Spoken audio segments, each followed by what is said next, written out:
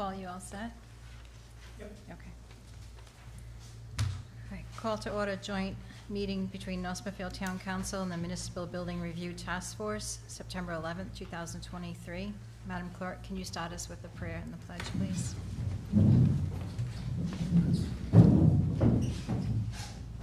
On this September 11th, we remember our fellow Americans whose lives were lost and honor the courageous men and women heroes who rushed toward danger without giving thought to their own safety.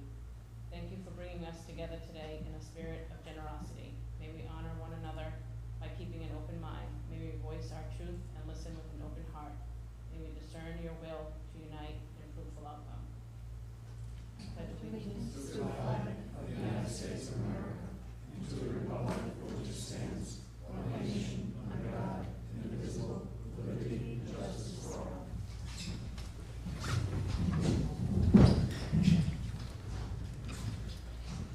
Roll call, please. Mr. Biragad. Here. Ms. Hamilton. Here. Mrs. O'Hara. Mr. Ogier. Here. Ms. Al. Here. North Smithfield Municipal Building Review Task Force called to order at 6:47. And the chair will note that the chair is present as well as Mr. Mercer, Mr. Bonio, and Mr. Perry. Mr. Chairman is absent, but the issue will remain.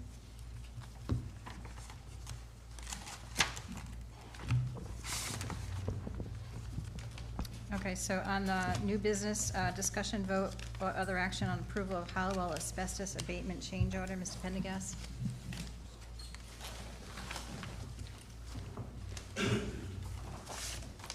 Good evening. You should have in front of you the revised change order from AA Asbestos Abatement. The new price is $61,280, which is down from $79,280.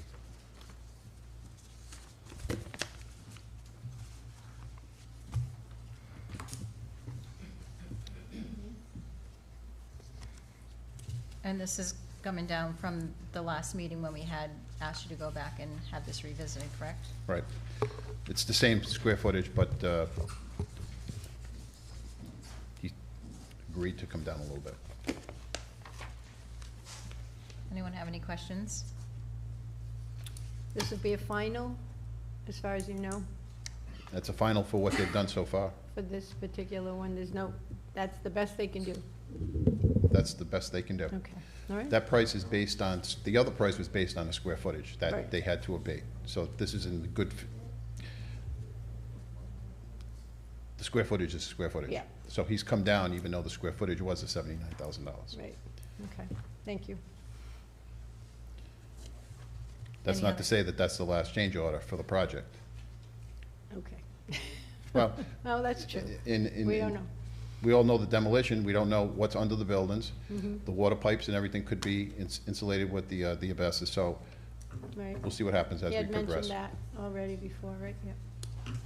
Okay, thanks. Thank you. Any other questions or discussion? Anyone like to make a motion? Make a motion to approve asbestos abatement company in the amount of $61,280 for the Halliwell School additional abatement revision proposal. That's a motion. Is there a second? Second. Any further discussion? Roll call, please. Mr. Biragad. Yes. Ms. Hamilton. Yes. Mr. Ogier. Yes. Ms. Al. Yes. Thank you. Thank you. Next item is discussion vote or other action regarding proposed amendment for updated layout of a one-story building for the construction of a new police station from Tecton Architects. Madam President, we have He's got to talk into the Is mic. here from Tecton. Paul, can you just use the mic, please? I do believe that Kyle does have the flash drive to put up on the big screen. It's basically the presentation that you have in front of you.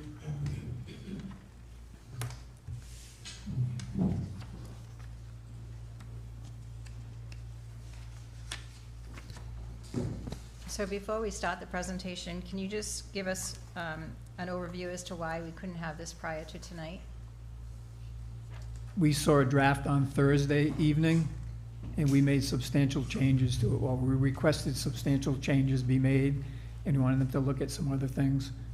So it took them time to make those changes. And as we go through this, are we going to know what the changes are that you requested? We can tell you what they were as we go through it. All right. I think just to lead into this thing is, you may not be fully aware of the process that takes place, but I think that you really need to understand that what you have in front of you in 6 weeks' time took a lot of effort. This is something that, an extraordinary effort. This should have taken 8 to 10 weeks, not 6 weeks, to get what you have in front of you today, so. Okay. We're really pushing to get it done, because we need to, and Tecton delivered in the time frame that they said they would. But it took a lot of effort for them to get there, and I think that you need to understand that. We understand it, because we've been going through this on a regular basis, and we keep refining the plan down. So the 6 weeks time frame that they delivered on was extraordinary on their part. I think we need to recognize that. We recognize that. I just want to make sure that we are aware of what was changed within the last few days so that we couldn't see it prior.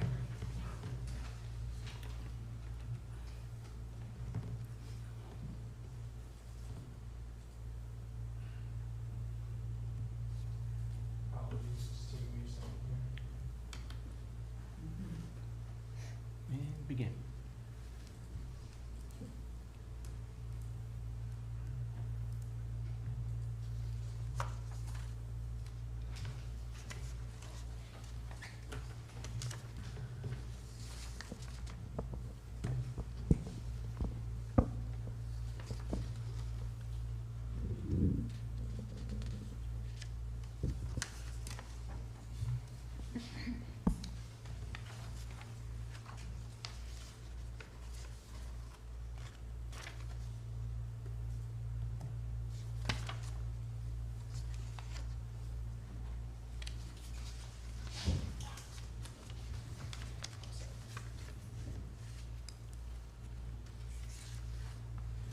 Do you want to hit one of the lights, maybe?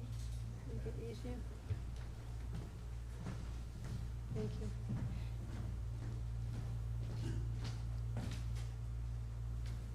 Yeah.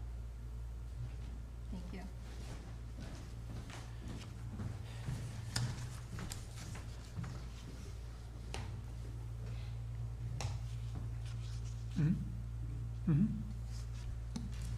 All right, good evening. As Mr. Vadnais mentioned, we did do a bit of work over the last 5-6 weeks, and so I had shared with the police chief earlier, a week or so into it, the first shot at the floor plan of the one-story scheme, and then we went through and developed a number of options for elevations, and we made some adjustments to the site plan. And then we had the meeting that Mr. Vadnais talked about on Thursday evening. So we'll give you a little walk through this. If you can advance that slide for me, please.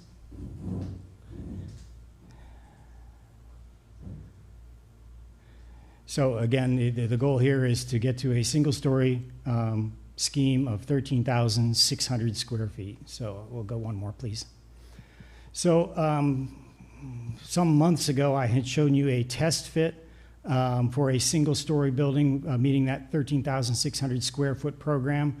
This is very similar to that test fit with a few changes that I can point out.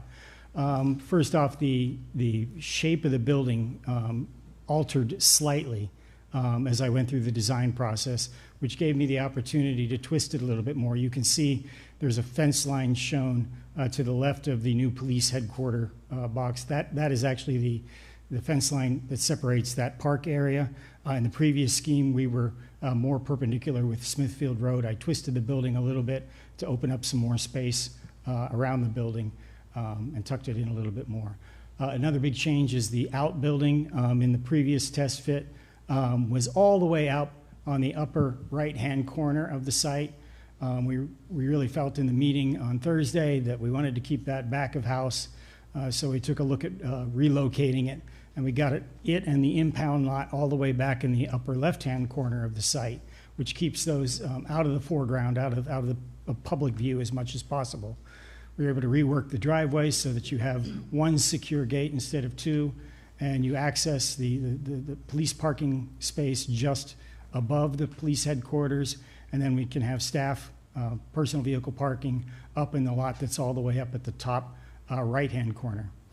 The big lot at the lower right-hand corner is, of course, our public lot. What did we get? Sorry. I ended up getting one additional space with that extra twist, so we got up to 39 spaces there from the previous 38. You can see that we put a little color tone on the existing building so that you can see it.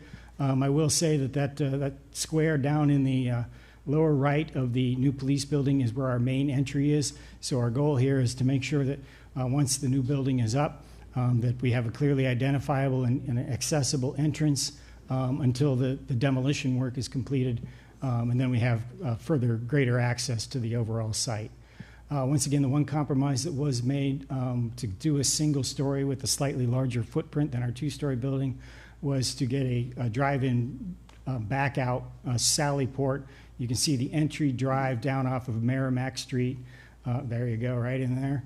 And then we did add a couple of on-street parking spaces so that if somebody is picking up a former detainee, that they can do that right there along Merrimack Street.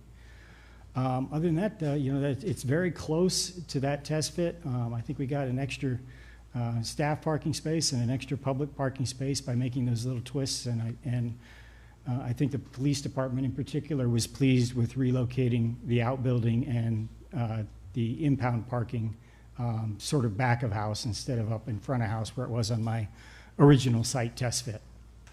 And So- that was one of the changes that we went over on Thursday, that we wanted. It was up in the front on Smithfield Road, and the top of that purple parking lot was up. It was either gonna be in the front or the back of that big square, and we relocated it back down to the back of the building, basically.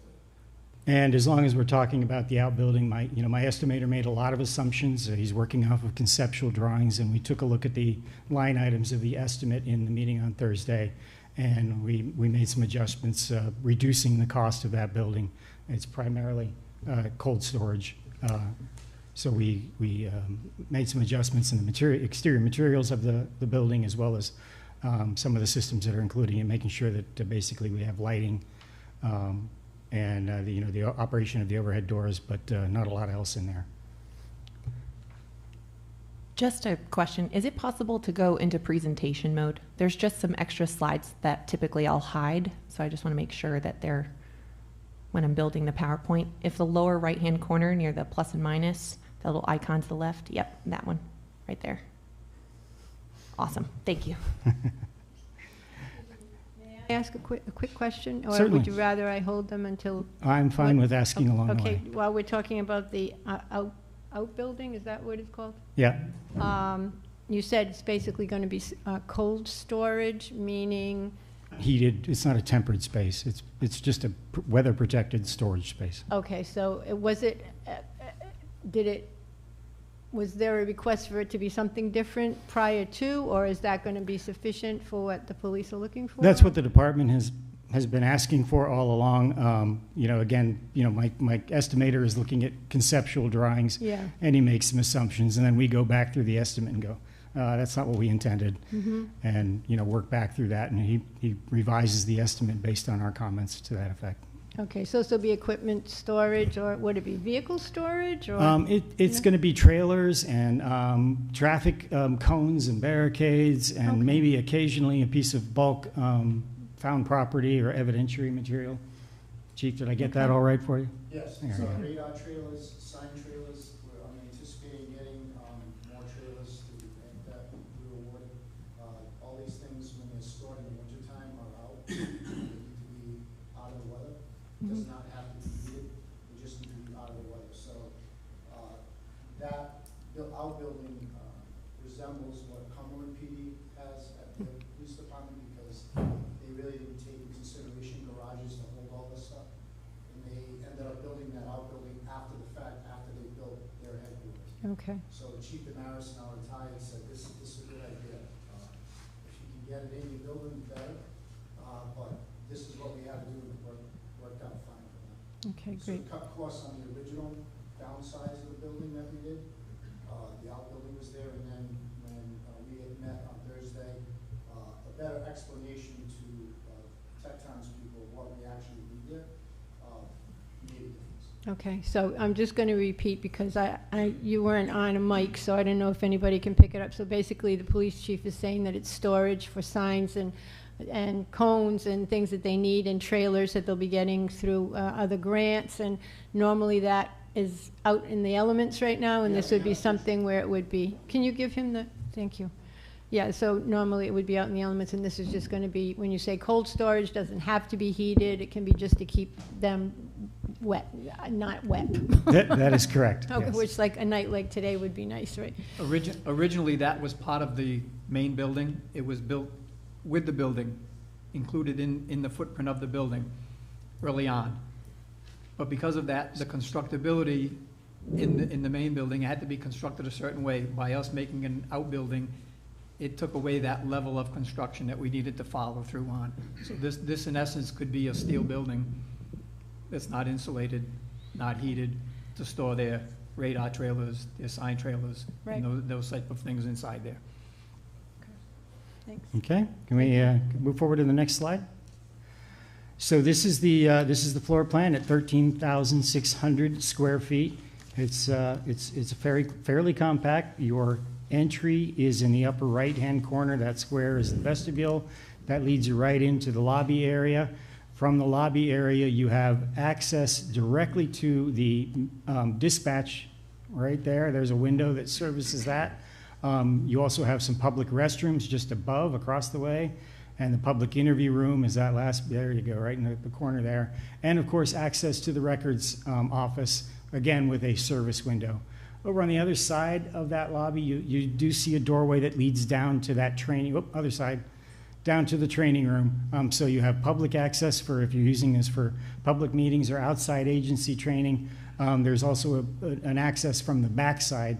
So if it's police training for just the department, we can switch the access control point, and the officers can access that room from the rear, and then we don't have access from the lobby space. There are a couple spaces around that. Up in the upper left corner of the training room, there is a furniture storage room. This enables the department to offload some of the furniture so that if you want to do defense tactics training or first aid training or anything like that, you can get the furniture out of the way and have the space to do those trainings. You also have a supply room for training materials and emergency operations materials. You have a counter, basically a small kitchenette. So if you're doing a long training class, you have access. That's just next to the supply room. So if we go back out to the lobby and enter the secure doorway to the left-hand side, again, the records office is right above us, but the entrance to the dispatch room is right below us. The dispatch room has 2 console positions. It also has a restroom facility and a very small kitchenette because oftentimes you will have only one person in the dispatch center, and they need to be right there by the radios to be ready to dispatch. If you head back out into the hallway, you'll pass some built-in cabinetry that has the reprographics center for the department, so a single photocopy machine with some storage for paper and materials. Continuing down, you get the chief's office up above, right behind the records office. You get the captain-lieutenant office beside the chief's office, and then the last office is the captain office before we get to the end of the hallway where our records archive is. So that door that if you go straight down the hallway and you're looking at, that's the records archive. There is one individual restroom at this end of the building, so that the department staff or visitors that are brought into the department, you don't have to go down to the locker rooms. You can do that where it's safer and more convenient. If we head down the hall, the room just to the right is our communications equipment room. And then we get into our investigative division down on the left from the hallway. You've got an interview room off of that space, as well as investigative storage room. If you continue down the hall, you get to our patrol lieutenant's office. And then we've also got our storage for quartermaster supplies. And then a little bit further down on the opposite side is the entrance to the fitness room. And continuing down, we have the entrance to the break room. And then and opposite that, we have our entrance to our armory. We also have a weapons cleaning area and our long gun storage in that area. When you get all the way down to the end of the hall, if we head to the left, you'll have your report prep room down below. There you go. And your roll call up above. So that's your primary patrol facilities. And if we keep on going down that hall, you'll pass the patrol sergeant's office. And then finally, you have your locker rooms. So the male and female locker rooms situated right there. And there's a janitor closet at the end. We go back out in the hall and head the other way. We continue down. We'll go past the weapons cleaning and the long gun storage. We get into our evidentiary area. So just above us is the evidentiary receiving, and then your evidentiary storage, and then your the drug storage room up at the top.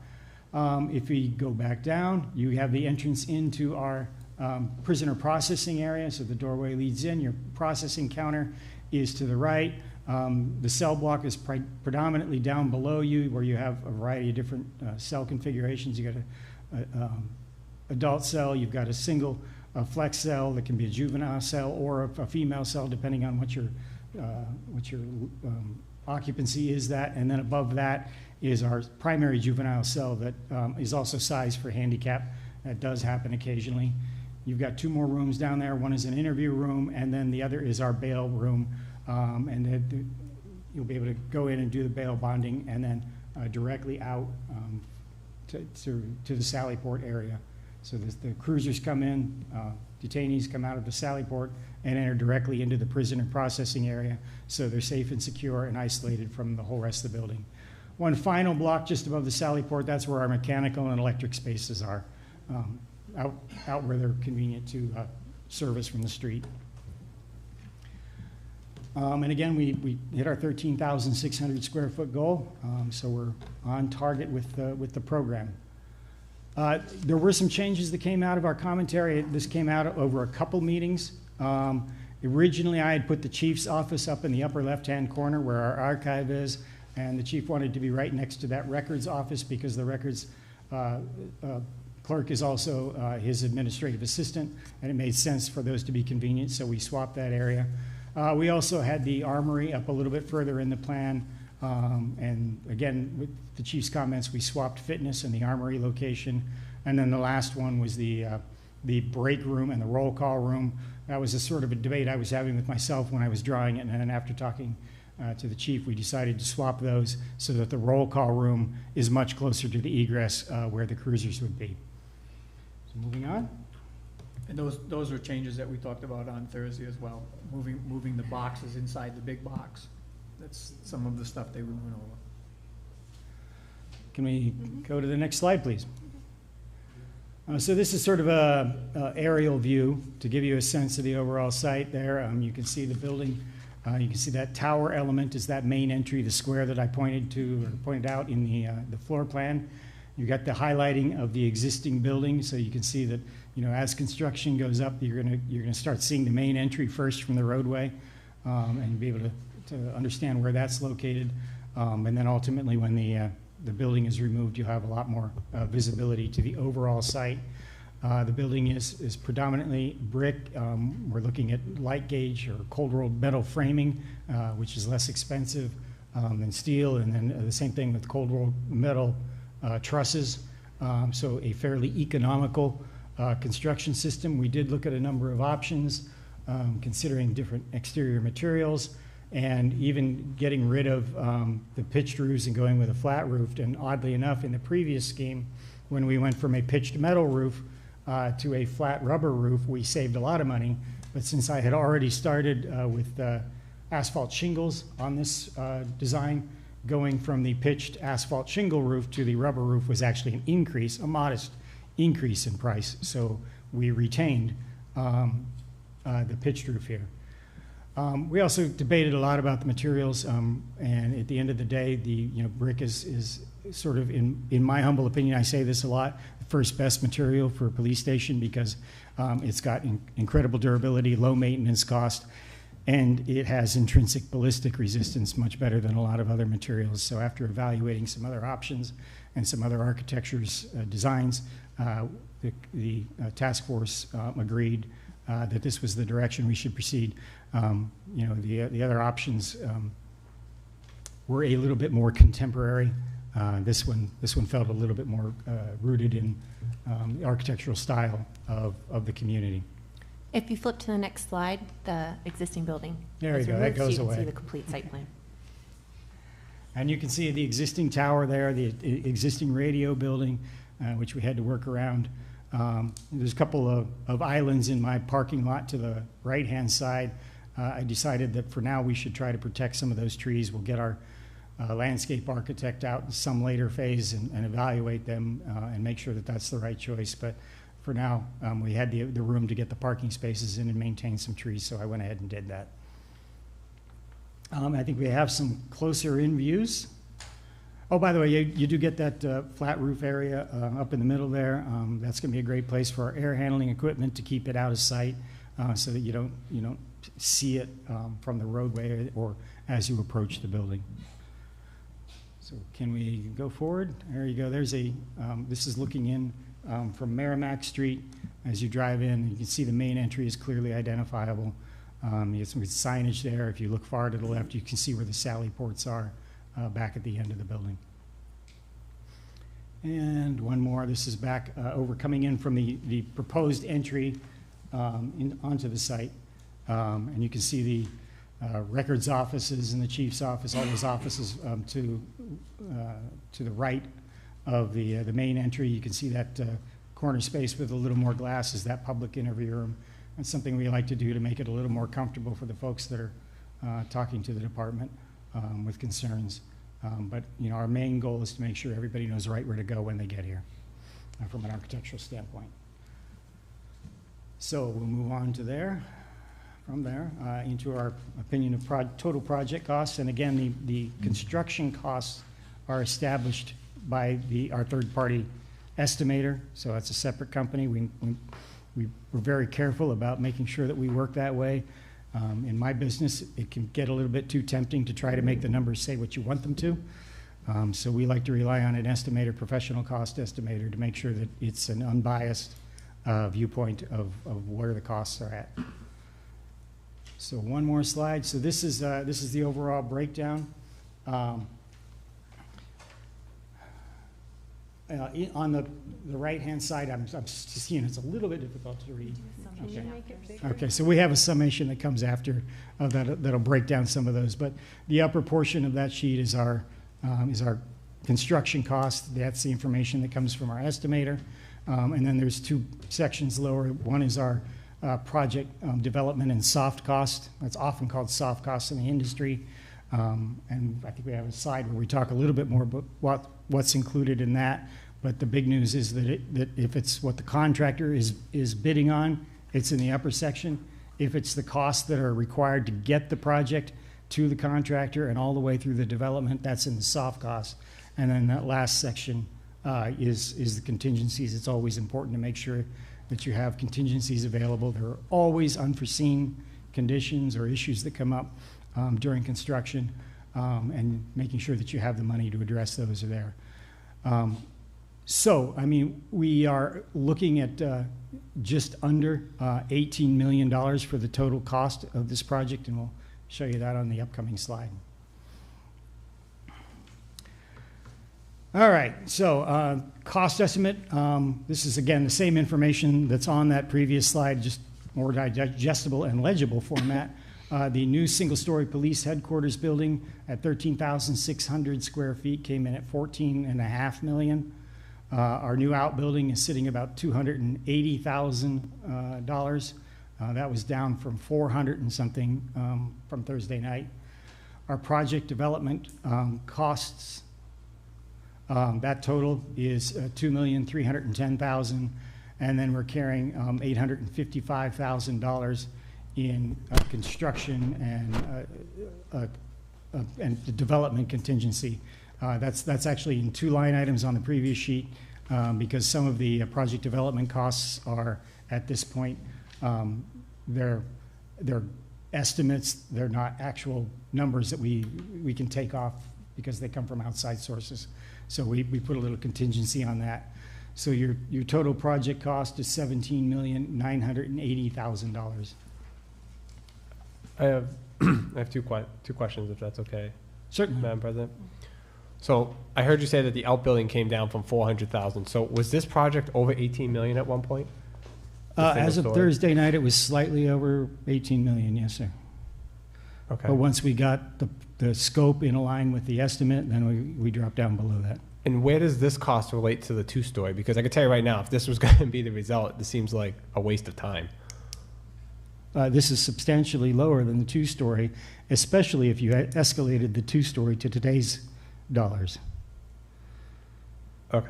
So it's escalation that's driving the cost? Oh, yes, absolutely. These days, escalation is the big story. So I guess I have a third question then. So, and thank you for answering. Certainly. My third question is I know that on your next slide, I don't want to get ahead. I read ahead. So it talks that this is an all-in cost, but does this really account for any potential changeover orders, et cetera? Like, we're not going to get hit with unexpected costs because you're only leaving like 1.2 million roughly, or give or take, in there. I think if I read all the contingencies correct, maybe 2 million. Yeah, I mean, we're confident that if escalation keeps rising, that's going to cover everything. Because the prices themselves, those line items up in the construction cost, they have escalation built into them. Yep. So basically, we're accounting for escalation out towards the midpoint of construction, which was May of 2025. We've already got that accounted for in terms of the line item. We also have an estimator's contingency. They always do this because you're looking at conceptual drawings rather than final documents.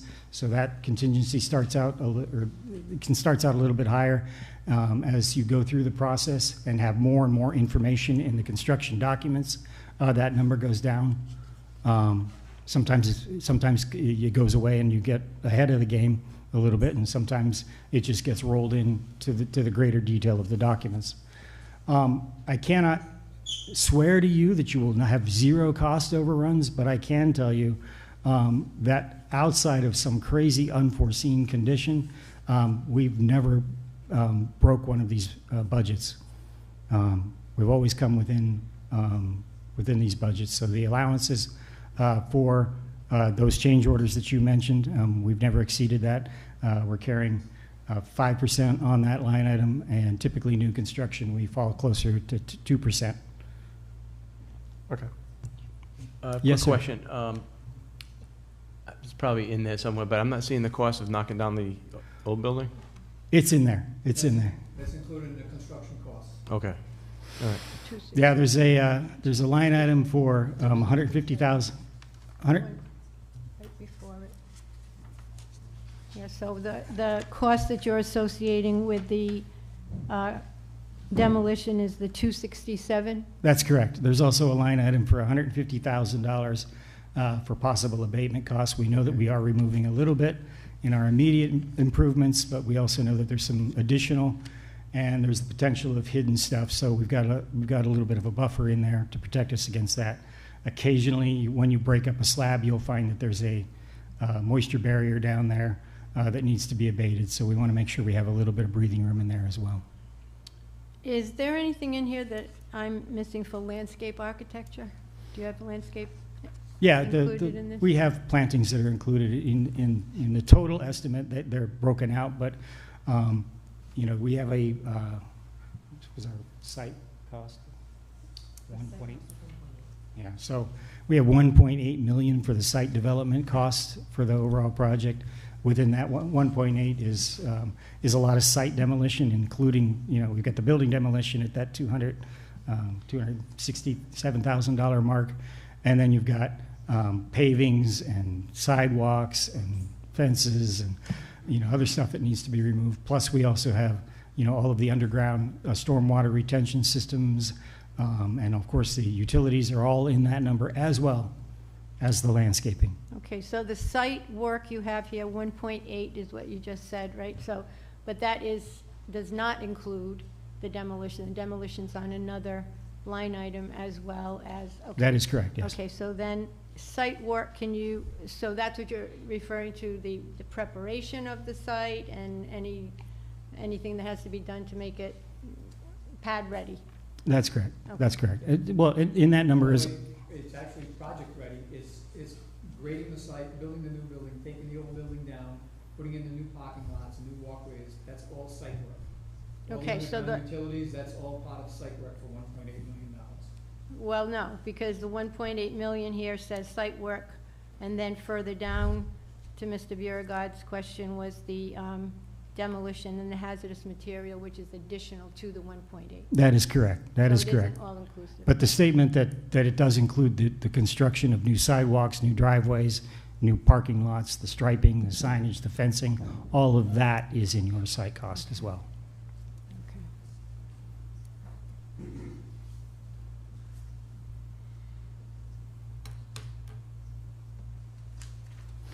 Okay, so Okay. we got another slide coming up. So this is just we've been answering the questions, but here's some of the cliff notes here. But you know, the construction costs. This is what we get from the contractor on bid day. This is the cost to actually build the stuff on site, and you can see it's all the brick and mortar, and it's all the costs required to put together the construction. And again, it's got the escalation to the midpoint of construction, and it's based on anticipable current prevailing wages, but also with the escalation built into it. The project development costs, again, those are all the professional fees that go into the materials testing and inspections, furnitures, fixtures, and equipment.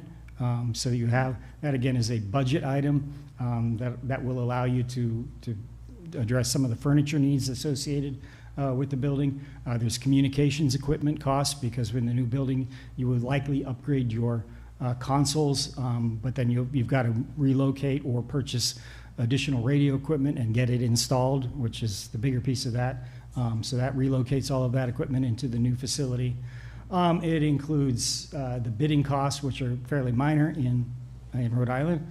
But it also includes a budget item for relocation costs, for your utility back charges, for builder's risk insurance, all of those other costs that go to make up a full project cost beyond the cost of the actual construction. Yes, and there is a line item to pay for an OPM or clerk of the works in there as well. And then the final bucket, and again, I think I touched on this earlier, is the construction contingency itself, which allows you to have money for anything that comes along during the site. You know, one of the things a good friend of mine used to say is not all change orders are bad, because sometimes, you know, when the construction goes up, you're seeing this thing for the first time, and you can say, hey, you know, this would work a lot better if you got no money, you're living with it. If you've got a little bit of room, then you can make some minor adjustments to make sure it's further fine-tuned to your needs. But if you do run into any unforeseens, which does happen occasionally, you've got the funds for that. And like I said, on new construction, without some frightening unforeseen that we can't imagine, we've never had an issue with exceeding that budget that's included in this estimate. And then again, I did make mention of the project development contingency as well.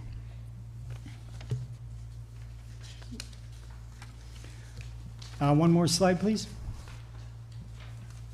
I just want one more. This is just a chart of where we're at in the process and steps moving forward. And I can't read it, so I'm going to look over here. So, you know, obviously the next steps that we're talking about is heading towards a ballot vote with some community outreach presentations. So that'll go on through the end of October into early November. If everything is approved and the community's on board, then we can move into our design development phase. That goes for just about 3 months, a little bit shy of that. And then the construction document phase. And once again, in the process, you get a couple more glances at what it takes to fund the project. So there's still opportunities to fine tune. We run an estimate with, again, the outside third-party estimator at the end of each of those major development phases. So at design development, we're going to have all the systems picked out, all the mechanical systems, how we're handling the fire protection, whether we're going to do a chemical fire suppression for dispatch and evidence. All of those decisions will be made. And then also all of the structural systems will be decided. We'll have a good understanding of what our subsurface stormwater retainage is and the underground piping. So that, again, gives us a greater level of detail for the estimator to look at when he runs that new estimate. And then in our final phase, the construction document phase, that's when we sort of, I like to call it the Henry Ford phase. That's when all the design work is done, but what we're doing is producing all of the details. It's all about production work to get all of the details in the set so that we know exactly what the window trim looks like, what we know what all the floor finishes and the wall finishes are going to be. We have all of the miscellaneous details on roof edges and wall construction types. All of that is determined during that last phase. And then when we run that last estimate, of course, now the estimator almost has the exact same information that the bidders will have. And so, again, that is a more refined estimate based on much greater detail. And of course, it is our last chance for us to make decisions about, should we carry an alternate or two just to protect ourselves on bid day, or are we doing well? It's a good last check before you send the project out to bid. Once we're ready for bid, obviously there's an advertisement period, and then the general bid period. We give just over a month for the contractors to look at all the materials. It is quite a pile of materials, if you will. The spec itself will probably be somewhere in the neighborhood of 1,500 to 2,000 pages, and the drawings for this project will probably be pressing 100, maybe even slightly over that. So 130 by 42 sheets of drawings to get all of the details in there. And again, that all those documents represent not just architecture, but structural, mechanical, electrical, plumbing, fire protection engineering, civil engineering, landscape architecture, the environmental consultants to deal with any hazardous materials. So there's a great big team of people that are engaged to get us to that point ready for bid.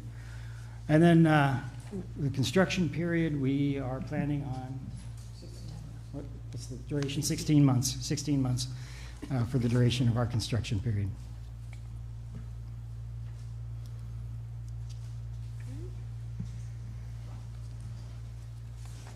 And so that started in when? What was the date? September of 2024. Yeah, I apologize. I'm stuck in this land where my glasses are no good and the screen is too small. And then last slide here is a little bit of the discussion. I know you saw a draft of this document, but sort of our thoughts coming up to some public forums. We got those 3 dates that we had talked about at our last meeting, and I believe we adjusted one of those. But some of the things that we can talk about is getting an understanding of the design team and all the different members that are involved in that, a little bit of the history and the current status of the project for the community, telling a story about what establishes the need, what are the conditions that they're dealing with in the existing facility. We have a lot to talk about from the standpoint of programming and project vision, as we've gone through quite an exercise here. Getting to where we are at today.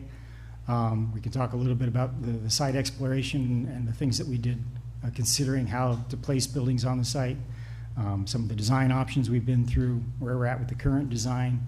Sometimes it's nice to give some examples. We like to do this thing where you have a photograph of today's conditions and what those same spaces look like in a modern police facility, so you can see the difference. We'll talk a little bit about the project costs, as we did here tonight. And then if there are financing options, information that we can share with the community during those sessions, that's a really great time. That's always a question that comes up. They want to know about cost control measures, so we want to talk about the checks and balances through the process vis-a-vis that continuing estimating exercise. And of course, the next steps, as we just reviewed on that schedule chart. And then, of course, opening it up and getting some questions and answers from them as well. So that's sort of the outline that we might propose for those upcoming presentations. And with that, we are done. So I have a question regarding, in the development costs, it says, it's furniture, fixtures, equipment, communications. So what kind, I mean, how much of this equipment, what kind of equipment? So is it all new computers throughout the building? No. Is it, so what kind of So equipment? a lot of the furniture and fixtures that goes into that is oftentimes you may salvage some items that are in good shape, but you may need new office furniture. You certainly would be looking at good furniture for your training room. And sometimes it's file cabinets or file storage needs. We often do high-density storage in police stations, particularly for evidence management and records management. From a technology standpoint, there's a lot of equipment that goes into the station. If there is AV requirements, that would be included under that. So things like projectors and screens. It's also your infrastructure for the technology, so all of the wiring and the equipment that supports that. And then what was the last? You included communications in there. So we do include in that section a budget for the consoles, but also the technology equipment, the radios, if the radios need to be upgraded. In any case, there's equipment that goes in the back of the house in that communications equipment room that either needs to be new equipment or relocated equipment, and then there's new wiring and connections to that. Likely there'll be some provision for antennas on the building. As we know, there's one on the existing building. So there's a whole variety of items that are included in that. I think the point here is these budgets allow you to have a complete project. It's, I don't, just walk away with an empty building. You've got the opportunity to purchase furniture and equipment that goes inside of it. So, for instance, the dispatch area, is that something that's included in this, or is that something that they need to go out after and get all new equipment? Again, we have a budget for that, and typically how it goes is we work with your vendor. I know that the town already has a vendor that you work with for the radio equipment, and we'll sit down with them and go through all the requirements and look at the equipment that's needed, the consoles that are needed to accommodate that. One other thing I didn't mention as I went through that is, your phone systems, those need to be addressed. Any PA systems, all of those are included in those technology costs as well. The phones are included? Yes. Again, it is a budget for that stuff, but yeah. So that's the $100,000? That's the technology equipment is $100,000, yes. And you feel that's sufficient to, we have probably antiquated equipment in there, I would think. Mm-hmm. Well, your communications equipment is a different line item. Mm-hmm. So you've got $100,000 for the technology And then equipment, the which is your phones and AV, 300. $300,000 for the communications equipment, yes. And just to dovetail on what the president said, so again, we're just seeing this for the first time, so give us a little, be a little patient with us as we ask all these questions of these little tiny numbers that we have in front of us. And where's my magnifying glass when I need it? All right, so we have here interior furnishings and loose equipment for 183, and you think that's inclusive of new furnishings? You're saying we could possibly salvage some old things, but Yeah, typically. is that sufficient to bring the building up, to standards that we're looking for at this point? Yeah, typically, we use a dollar per square foot number in arriving at that budget that we adjust periodically based on the costs that we've encountered on previous projects. So yes, Okay. that budget has proven to be successful in the past. Okay. You have relocation costs. Yes. Where are we going? Well, even though the building is right next door, there are some important things that do need to be moved. Any, evidentiary material is probably the big one in that, because you're going to need officers on hand as you transport the evidentiary material from one side to the other. And there has to be a lot of recording of that, so that if that evidence is involved back in court someday, you need to know that it was properly transported. So there's some pretty good costs associated with that. Obviously you have a lot of other equipment in the department that you will be continuing to use, whether it's department arms or the individual workstation computers. All of that needs to be moved as well. Okay, thank you. Materials testing. Yes. And I'm sorry I'm asking each one, but. That's fine. So in construction, in order to meet the requirements of the building code, we specify a certain strength of concrete. We specify, how the rebar gets detailed. But it is important in construction to make sure that there's another set of eyes on it, so that they actually do testing. So one of the common ones is when they pour concrete, they'll pour some cylinders, some extra cylinders that they'll let cure, and then they'll break them in the lab to determine whether or not the concrete is meeting the specifications. They also have inspectors that come out and look at how the rebar is installed to make sure all the rebar ties are in place, that they're square and true. You'll have mortar testing on mortar for brick. You will have weld inspections for any steel connections. Okay, so it's another set of eyes, really. Yeah, It's and you just may a- also do a soil evaluation. Okay, It's a third-party independent firm that does it. They don't work for the architect, they don't work for the contractor, they work for the town. okay. Can I ask one more quick Yeah. question? And again, I'm sorry for, having to ask these quickly. Demolition, when it takes place, how disruptive is it when you're this close?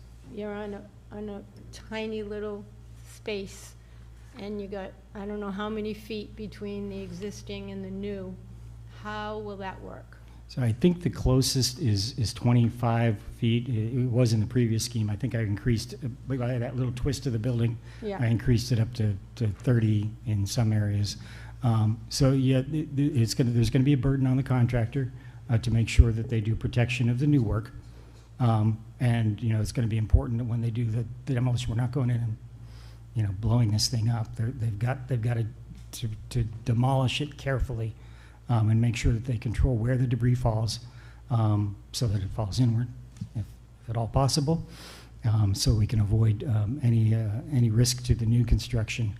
They also have to separate a lot of the materials under a waste management program. Some of them may end up being recycled, some of them may end up just being general waste, and some of them may have to have some careful treatment and go to a separate landfill. So that's all included to making sure that the demolition is done safely, but then also disposed of properly. And there's a whole section that goes into the specifications on construction waste management. So my next question would be, so the hazardous materials would be identified prior to, and then that's going to all be done in sequential form, I would imagine. How disruptive is it, not only to the police officers, but to the town? How long would a demolition of that size building take for its completion before we can have a nice landscaped area and a way for people to go in and out and not get hit on the head with a brick? So what's going to happen first is any abatement that's required is going to happen first, because we like to do that while the building is still there containing it. Sure. So they'll get in and remove any remaining asbestos, or sometimes the ballast and light fixtures need to be handled separately, so they'll get all of that material out of there. That'll take probably a couple weeks to get all of that done. There is a little bit of just like we're doing through with the immediate improvements, there is some permitting time that'll happen as we're wrapping up work on the other building. But then they'll get in and get all the hazardous material out of there that is accessible. And then the true demolition will start. That usually happens in about less than a month to get the building down. and then probably another month to get all of the materials off-site and distributed to their various landfills or recycling facilities or wherever they're going. Now, after that, we got to come back and finish up some site work because the building sits on where we've got parking lots and driveways. So there'll be another couple months of work after the building is done to bring that site up to, to the level that we want to share with the community. And that's all included in the timeline? It is That's when you indeed, say yeah. the 16 months, will we see it? Okay. Yeah, that this size of a building could certainly be accomplished inside of a year were it not for that allowance for the demolition and additional construction period. So that's why we extended it out to 16 months. Okay.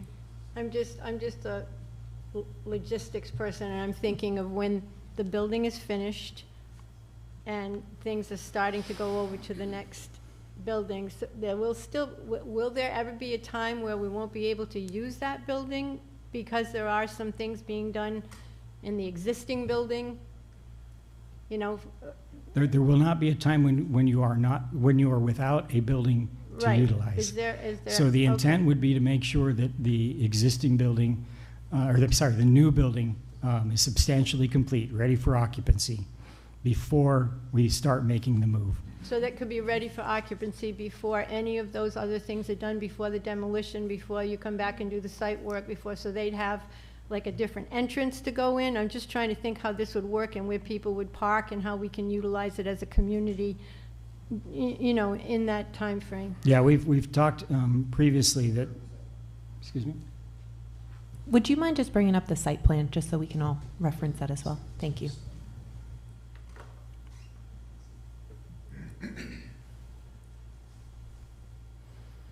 So again, the main entry of the police station is located down in that lower left, and if you can, it's a little harder to see with the lights on, but that red area, is where the existing building is. Right. So that the public entry will be free and will require our contractor to make sure that there's a safe pathway. We have talked about that during construction we are going to have to look for some off-site parking locations. And there's been a number of suggestions. The chief has had some good thoughts on that.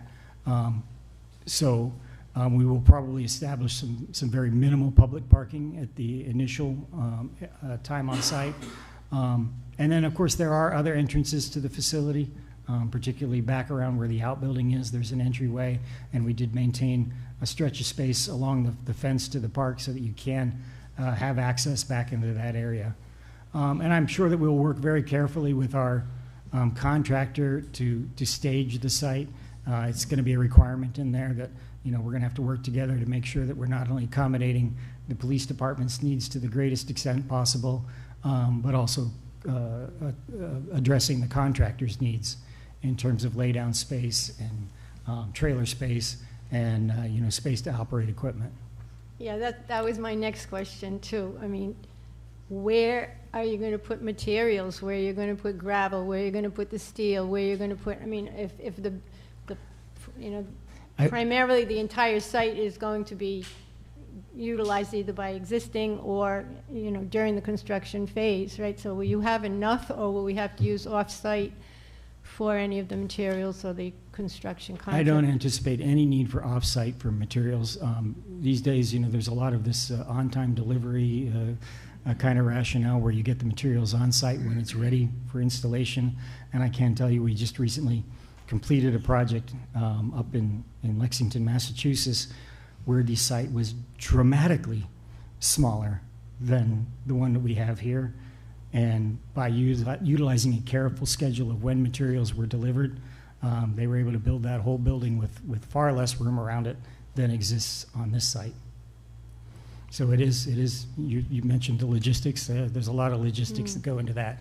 Now, as far as where everything's going to go, it's too early for me to say all of that yet, because that's something that first goes through our design process, and then when the contractor's on board, we sit down and we work on his site logistics plan as well.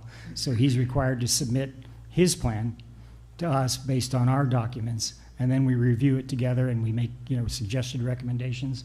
We'll have the police department representatives there to talk about what they need, so that when we build that final logistics plan, we've all been party to the input and getting it to where it needs to be.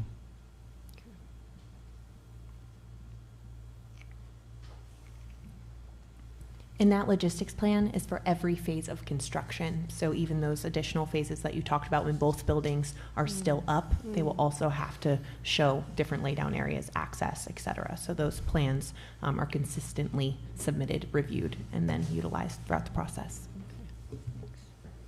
So when you say off-site parking, would that be for the police vehicles? It will certainly be necessary for staff, personal vehicles. Whether or not we do have to do some police cruisers off-site is something that will have to be worked on. I think that we'll be able to establish some zones where we'll be able to keep cruisers on site. If you look up if you fill the three-dimensional aerial view up there, I think it's more understandable. So as you see, the old building is very much offset to almost center line of the new building. So we have all that other parking on the side of the building on Merrimack, in that parking lot we could utilize, and that street as well. But that won't be done, Chief, because that's going to be the demolition of that building is going to take place, and then they're going to come back and do the, No, I'm talking about on Merrimack, that's well away from the demolition. oh, that Merrimack Street Yeah, there's a itself? little parking lot on the side, and then there's parking spaces on that side of the street. Mhm. So, Yeah, right now there's a parking lot over on the opposite corner, near where the entry to the existing, I suspect that that's going to be some prime staging area for the Yeah, contractor. I There's a would little think lot there, so we'll get the police operations over to the other side. But again, that's a big part of the logistics plan as we move forward. and these logistic plans, as far as the concern of the move, when you said, well, what's the cost of the moving? So it's like moving into one house, and going into another house. There's always gonna be that logistics of movement. Whether we get rid of all the old desks and chairs and stuff we've begged, borrowed, and steal for so long, I don't think there's a new piece of furniture that was bought in that building. My furniture's from 1960 in my office, so I don't envision a lot of that. But as far as the logistics, it's very important. When we talked about from the time this bond from 2014, I'm looking into temporary housing or temporary trailers. What do we do with the evidence when we move it, the records when we move it? There's a lot of material, and it has to be moved very carefully and timely into where it's going to go. And I know that the logistics to moving into a new building from an old building is a lot easier than, I don't know what we would do as a renovation inside when you're renovating. If we would have to, and this was talked about for the last bond with the renovation, all move out into temporary trailers, temporary evidence, temporary records, temporary office buildings, and then move. It's almost like you're moving into that and then moving back, so it's like double. And the costs associated with that.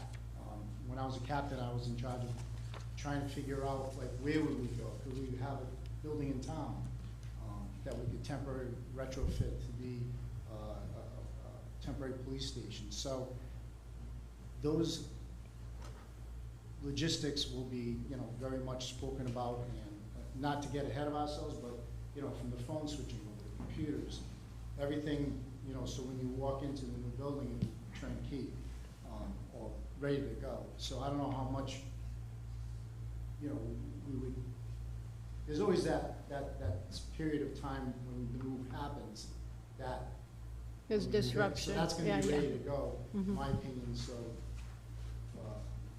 once you move in the building, you're operational.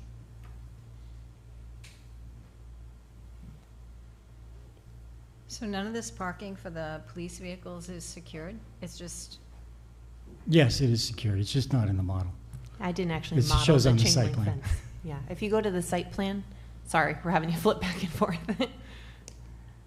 And we can, if that's feedback that you think the community would better understand, we can add the fence line. But the fence line essentially goes from the upper right-hand corner of the police building itself. So if you go to the building, You see that upper right corner, so it comes out. There's a gate that goes directly north of that, so it crosses that driveway. It turns right, comes towards Smithfield Road, goes up and around, and then down back to the left, and connects all the way back on the top of the site plan.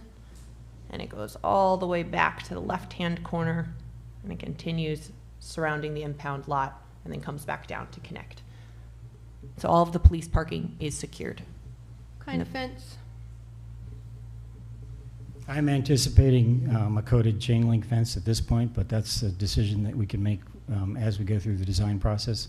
Sometimes it's a good idea to consider slats. We have done stations where on the public side, maybe we upgrade to a nicer aesthetic. We've done some nice aluminum fences that have a better architectural character. But you know, obviously security is number one, but then we can certainly look at some options that give us a little bit better aesthetic appeal as well. There's no fence, if that, you come down the left side, there's a fence all the way down, right? Yes, sir. But there's not an additional gate before you go into the Sally Port that closes behind you? Yeah, Okay. there's a gate. If you look up that slot between the building and the fence, there is a gate further up. Because I do have a release point from the Sally Port. A man gate, Oh, what? a man gate, like a, see the little door, a walk-through gate on the left Okay. side No, of I'm just the wondering, you building. don't pull in, the gate closes behind you? No, Garage because door opens up, pull We're in? pulling right in off the street, Okay. opening the Sally Port doors. Okay. And then pulling in and closing them. One thing we have done for community presentations is kind of show the secure side of the station and the public accessible side of the station, just with simple filled regions on this is kind of the secure portion, this is the community public side of the building. So that might be an effective way to kind of show those two different areas on the site plan and the floor plan for better understanding. And I'm gonna ask a crazy question, because I know everybody's probably thinking about it, but won't ask. The original one was how much for the two-story?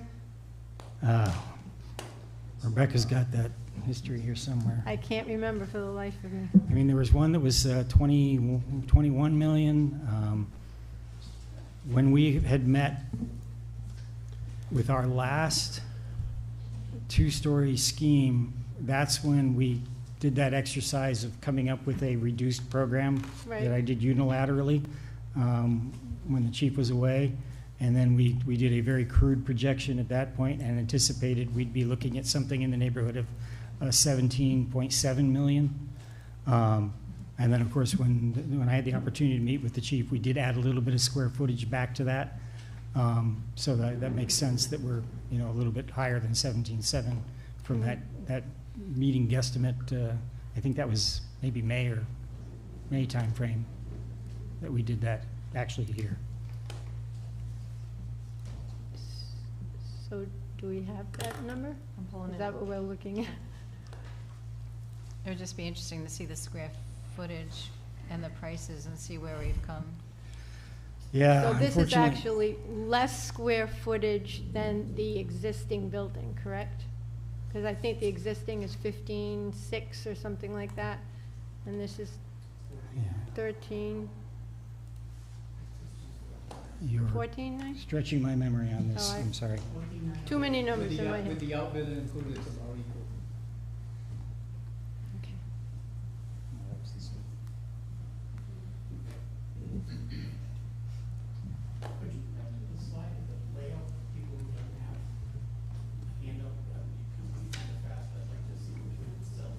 The floor plan? Yeah. Yeah, can you pull up the floor plan? Yep, thank you. So the total square footage of the main facility and the outbuilding is 14,830 square feet. That's this one here. That is this scheme here, So correct? that includes the outbuilding, so. That includes the Okay, outbuilding, back so to it's 1230. 13.6 Okay, plus right. 1230. Okay, thanks. Okay, It's for Five. five. Five cells. 5 cells. So the original space needs was 21,688 square feet. We reduced that to 16,725 plus an outbuilding, which gave us a total of $17,967. Here, I have it right here, Jeff. You got the rest of it? Yeah, I've got the whole Yeah, history. you get to go. You get to Okay. go. I can't read. Okay, how far back do you want me to go? No, so we just did the 21,688, then pared down to 16,725 square feet, right? That was, yeah, I'm sorry, which one did you do? plus the outbuilding would have brought us to 17,967. 17,967 total. And that was the two-story? That was the That was a two-story, yes. two-story. And the price for that was? Sorry. The very original one was 20. 21, yeah, 22.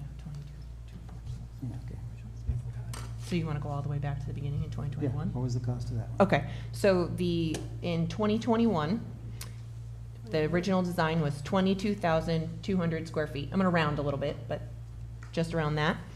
And the total cost was 19.5.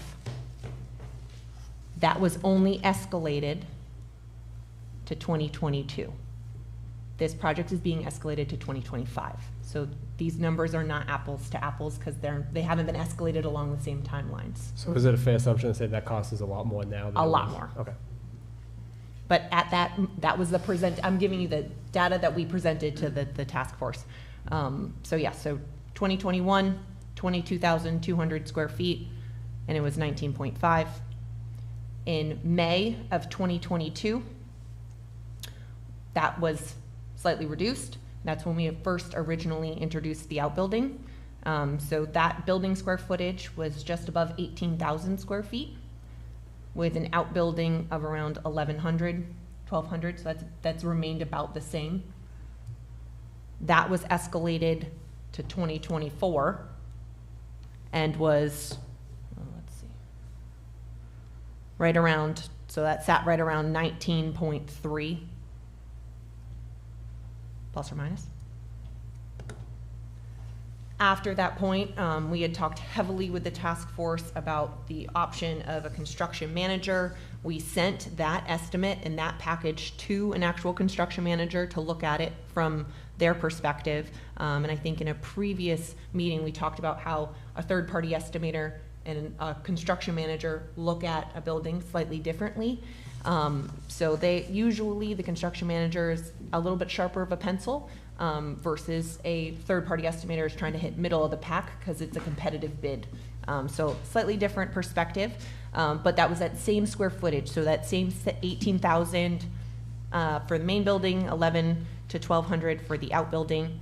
That is when we changed the escalation. So that's when we shifted to a new project timeline. And now from that point forward, all projects were escalated to 2025.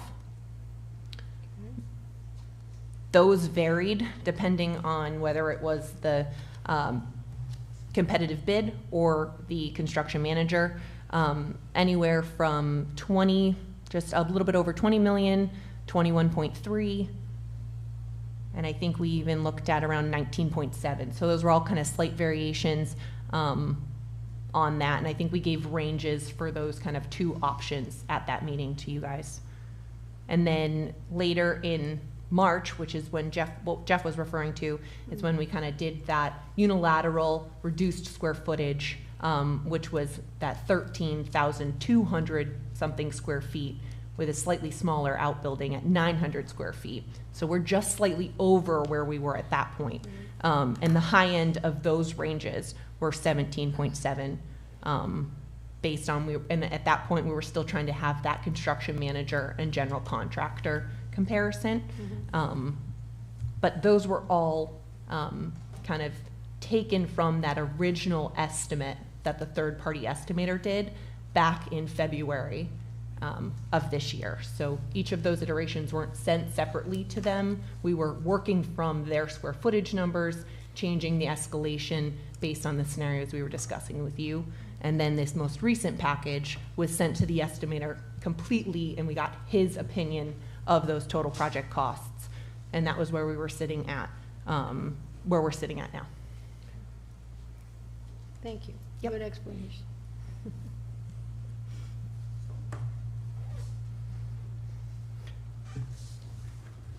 So, you know, I think when you look at those numbers and you look at the square footages and look at the cost, you can see what the impact of escalation has been. You know, our costs, total cost number has gone down,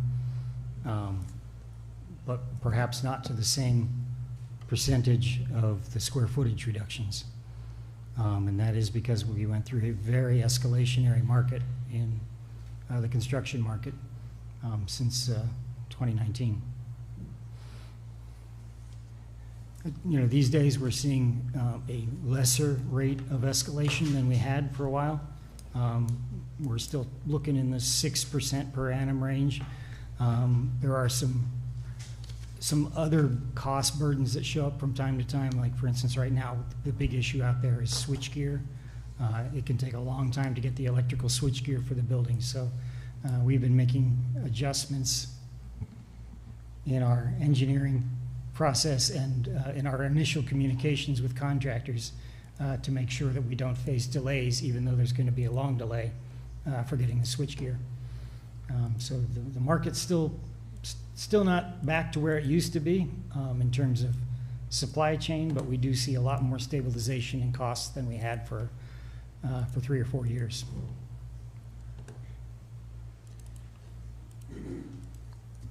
Well, this is very interesting, and you know,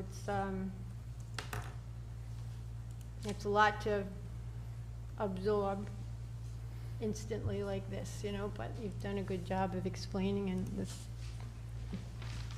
conceptual design all the way to the cost estimates. Look, at least we can have something to go on.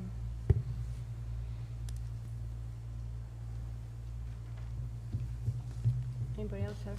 So what was the actual cost on Thursday? We didn't really get that answer. It was 18.2 and then 18.50, depending on 2 different scenarios. What were those?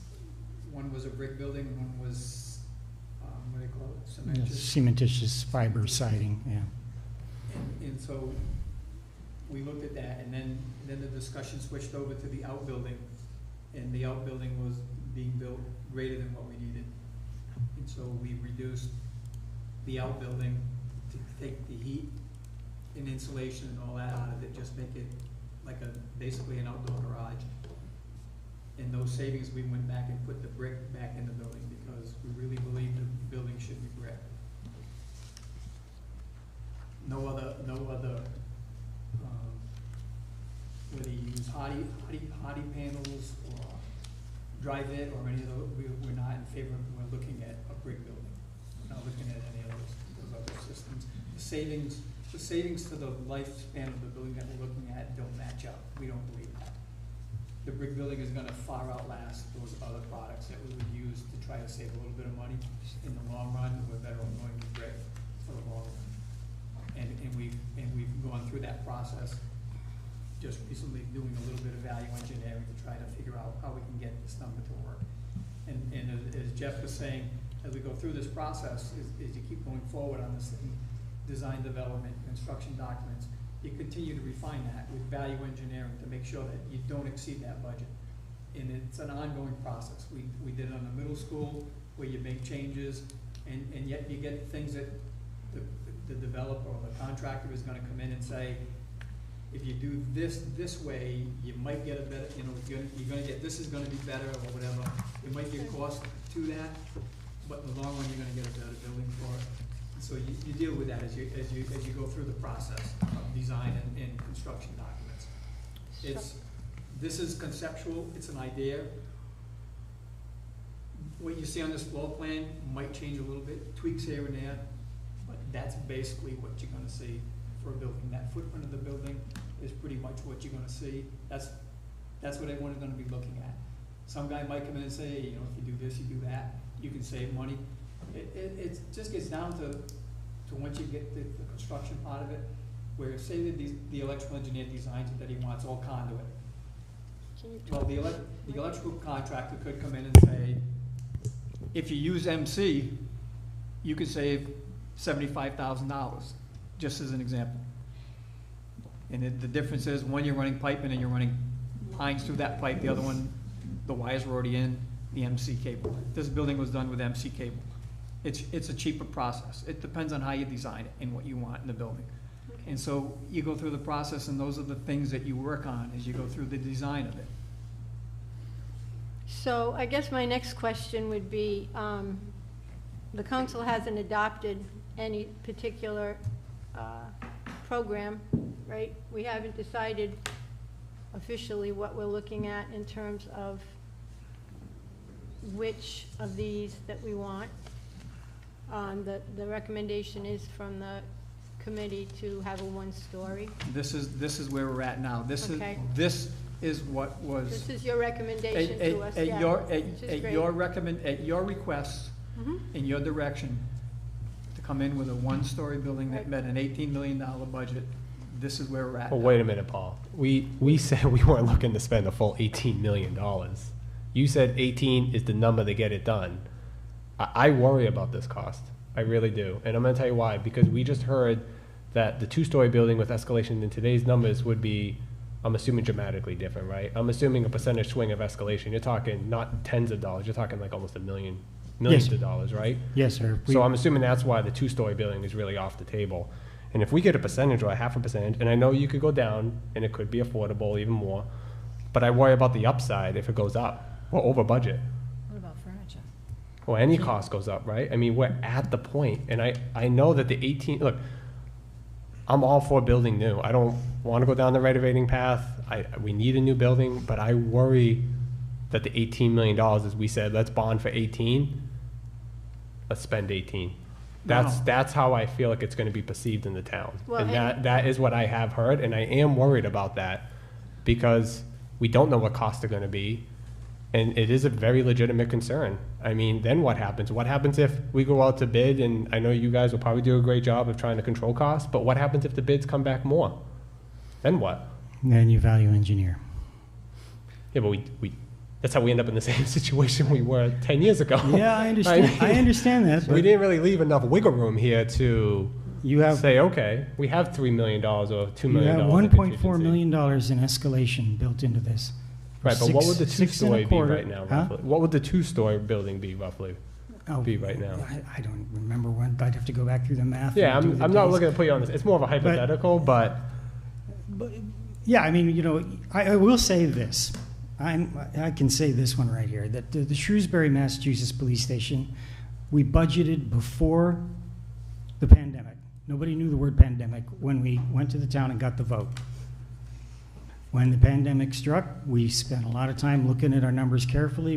They brought in a construction manager, and we worked hard with them. That building is done. We're going to the dedication ceremony tomorrow morning, and it is on budget. Now, that's because I take maintaining the budgets for our community seriously. I can't control everything that happens in the world, but I hate having to come back and say, you need more money. And so it's a commitment that I've made in my career to do everything I possibly can to manage the budget, to bring the commitments I make in line with the budgets that I put out there. So, you know, I can't swear to you that that's the way it's going to be. I can only present the track record and say that I've been very successful doing this for 36 years now. And we've had a very successful run even through the pandemic when a lot of projects were going over budget, of bringing police stations in on budget. yeah, and I'm not criticizing your credentials by any, I'm just saying there's things you can't control, right? I mean, But the question is okay, so, again, your choice to do nothing is always there.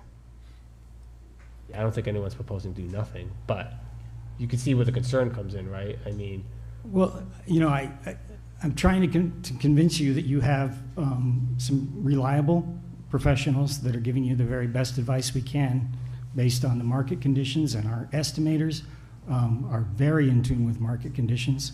And, I have a lot of confidence in the numbers that they put forward and that we put forward.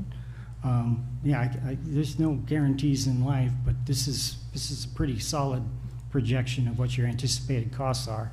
And as Paul was alluding to, there are 1 million or so decisions that need to be made between now and the day it goes to bid. And we're gonna look back and go back and look at those estimates again. If the project starts to go, you know, off track in terms of the estimates, then you need to make adjustments. You need to bring the project in on budget.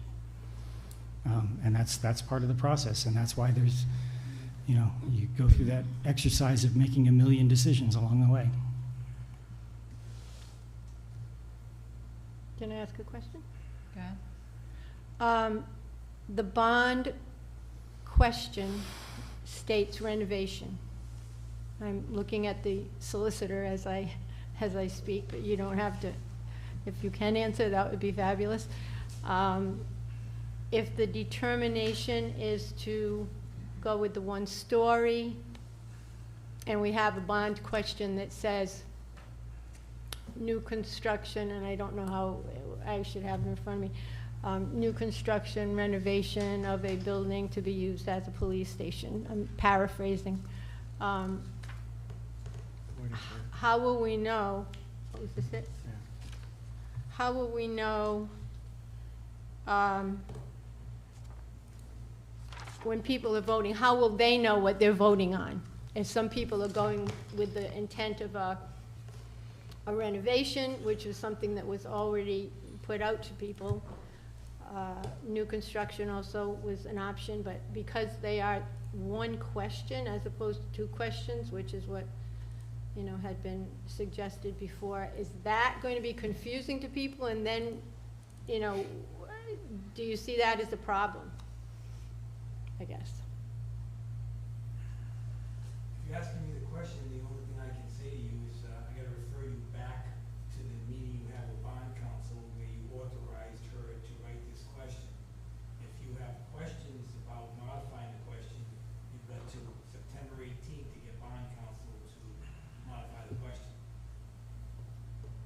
I can't answer bond counsel's question. She came here, she presented to you the alternatives. You authorized her to write this question. She wrote this question, it was delivered to you a week or so ago, and I was asked by the clerk to put it on your agenda. None of this is my work. Right. Okay.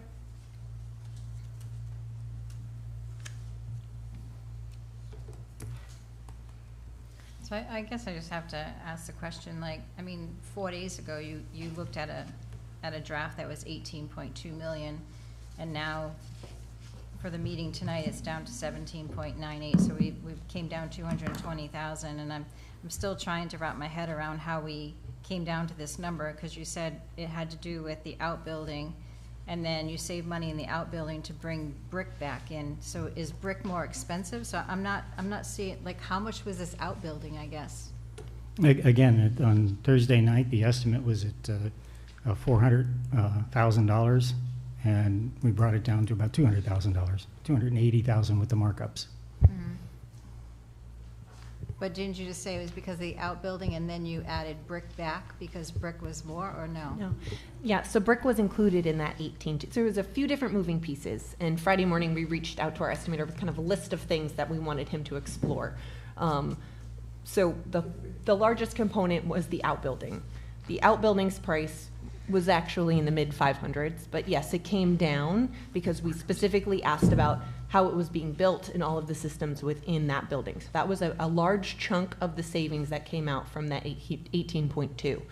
18.2 was the original number presented to the task force that included the brick. We then asked our estimator before the Thursday meeting to look for some cost alternatives, one of which was to remove the brick, and in lieu of the brick, to put the cementitious siding. That brought the cost down to about 18. It didn't save as much as we thought it would. That was also at the point where we asked about the flat roof versus the pitched roof, and that actually added costs. So we had a few different numbers that we asked for from him just to give ourselves some ability to modify the original estimate that we presented to them on Thursday. Yeah, everyone's Okay, yeah. getting it right now. Oh, good, yeah. You need to get your canoe out. So again, so that 18.2 included the brick. So that was one pricing option we were looking at. after Thursday, we asked for a few different other alternatives. It also included, we were talking about the high density filing and if it was in contract or in the FF&E budget. So we were asking about a few different things and moving them around so that we could make sure that we were within that max price. And that was direction given by the task force. Okay. And again, the FF&E budget does not include the new furniture, anything like that? It does. It does. It includes all of the new furniture, all of the equipment required to meet that floor plan. Okay. So new desks, new filing cabinets, the high-density filing storage systems, which are included in there, any lockers, anything like that is all included in that FF&E budget. So every office is outfitted with new office equipment? Yes. Yeah, the furniture. I mean, again, I pointed out that a lot of times when you're managing that budget, if you've got good stuff, then you'll salvage that. But the plan is, yeah, to give you a fully outfitted building with new furniture.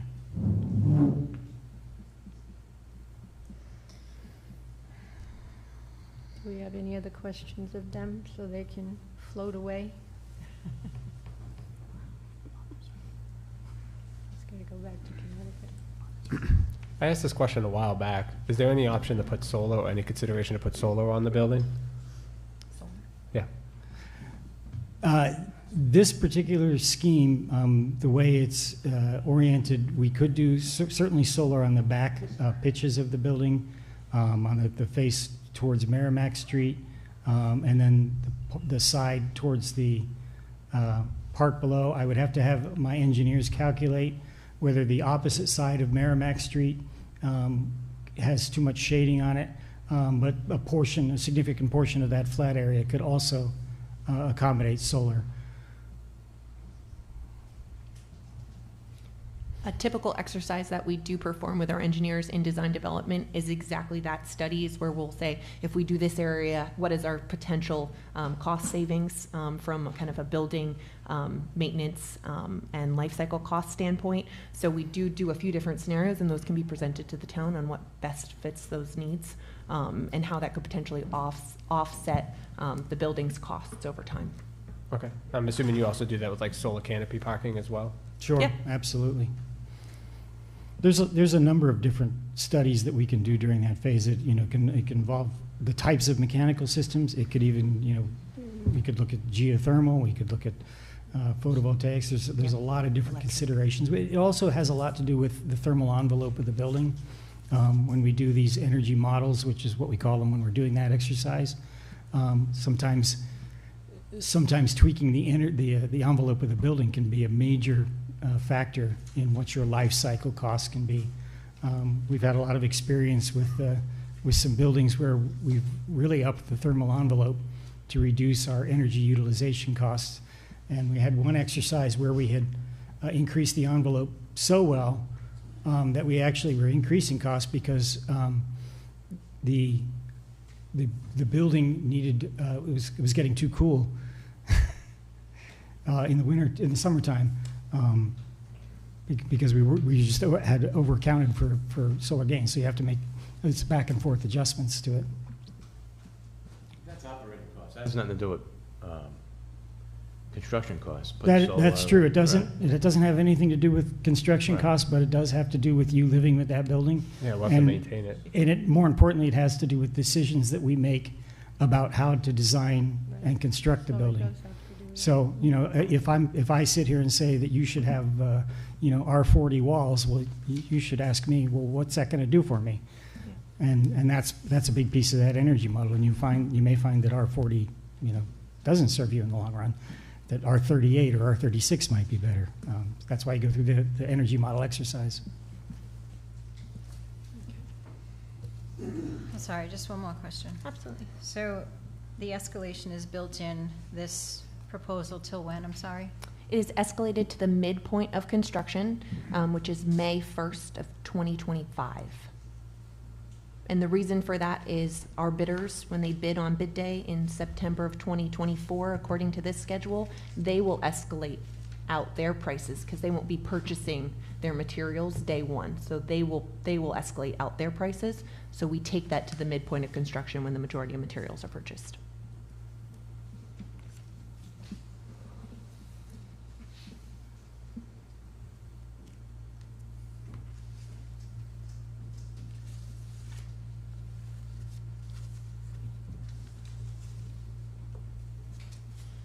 Okay.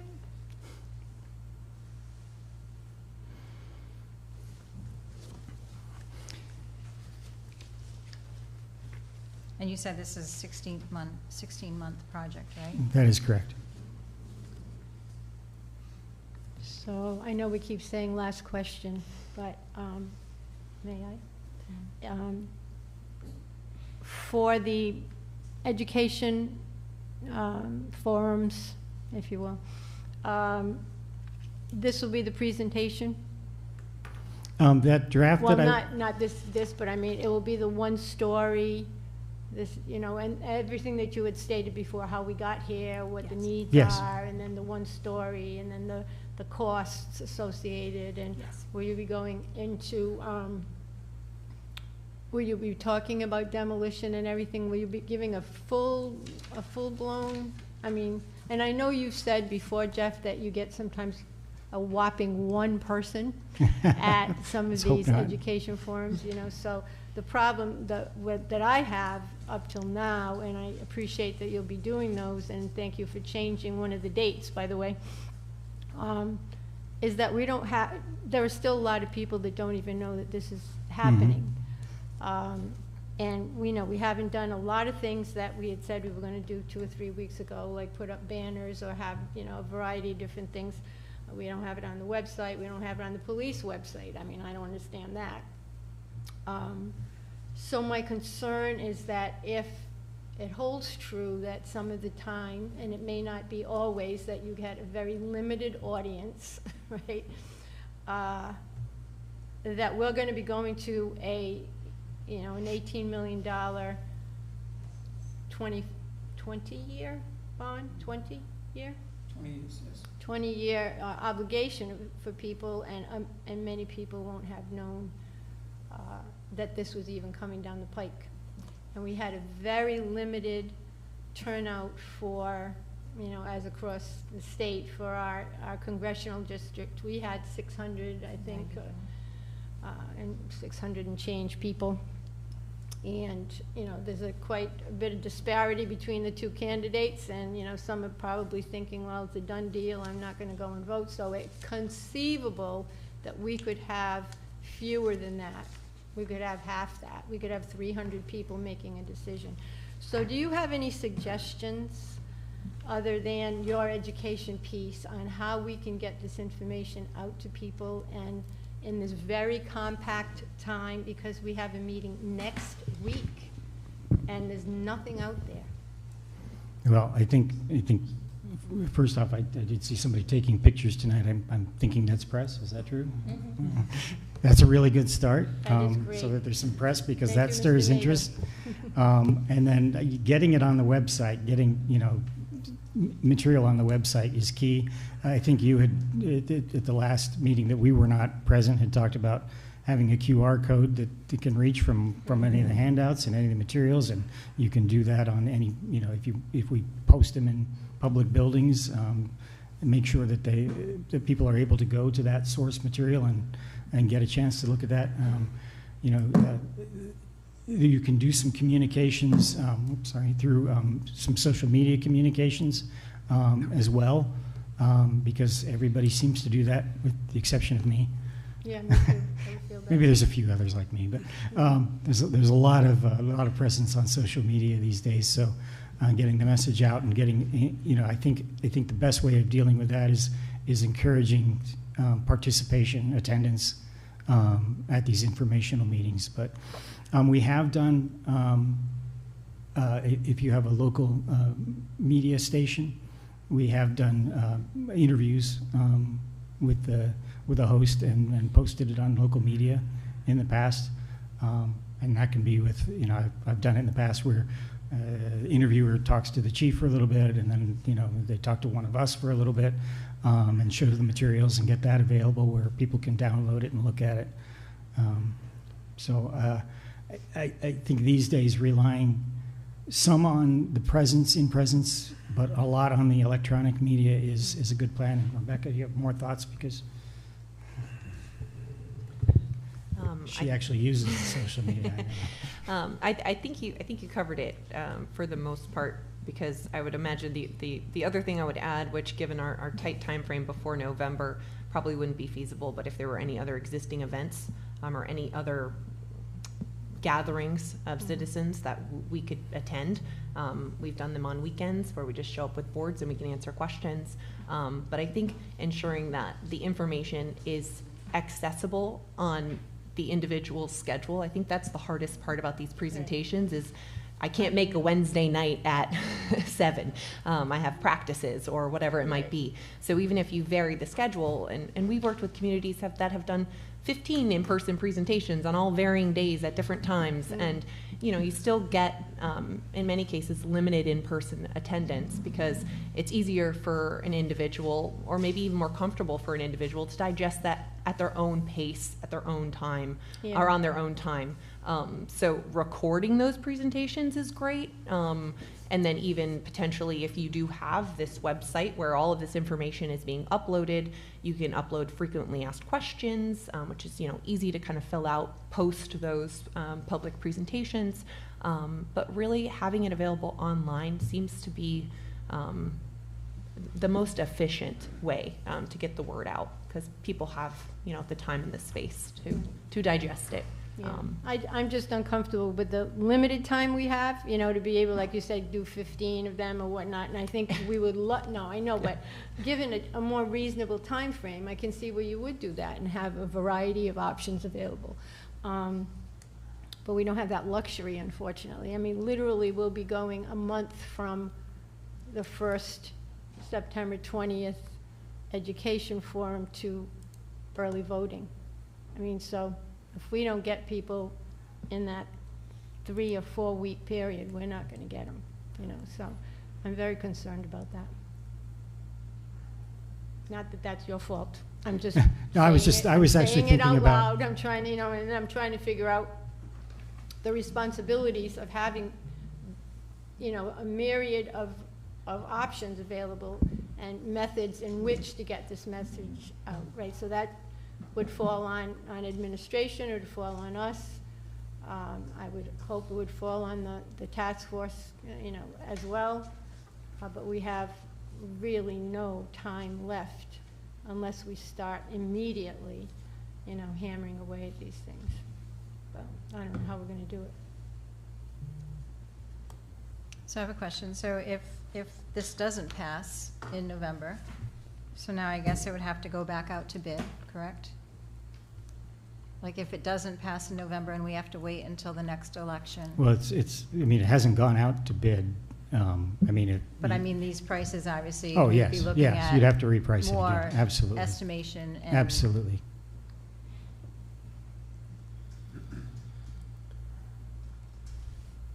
Okay.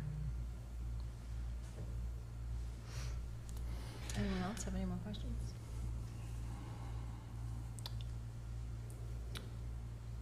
Not yet. Paul, what are you looking for tonight? It's the recommendation of the task force that we move forward with a single-story building, 13,600 square feet, with an outbuilding, 1,260 feet or whatever, for a not-to-exceed cost of $18 million. That's the recommendation. That's where we're at this point. We've gone through the process. We've gone from 22,000 to 18,000 down to just under 14,000 square feet. We've reduced this down I think, as far as we can go. There's nothing else to cut out of this building.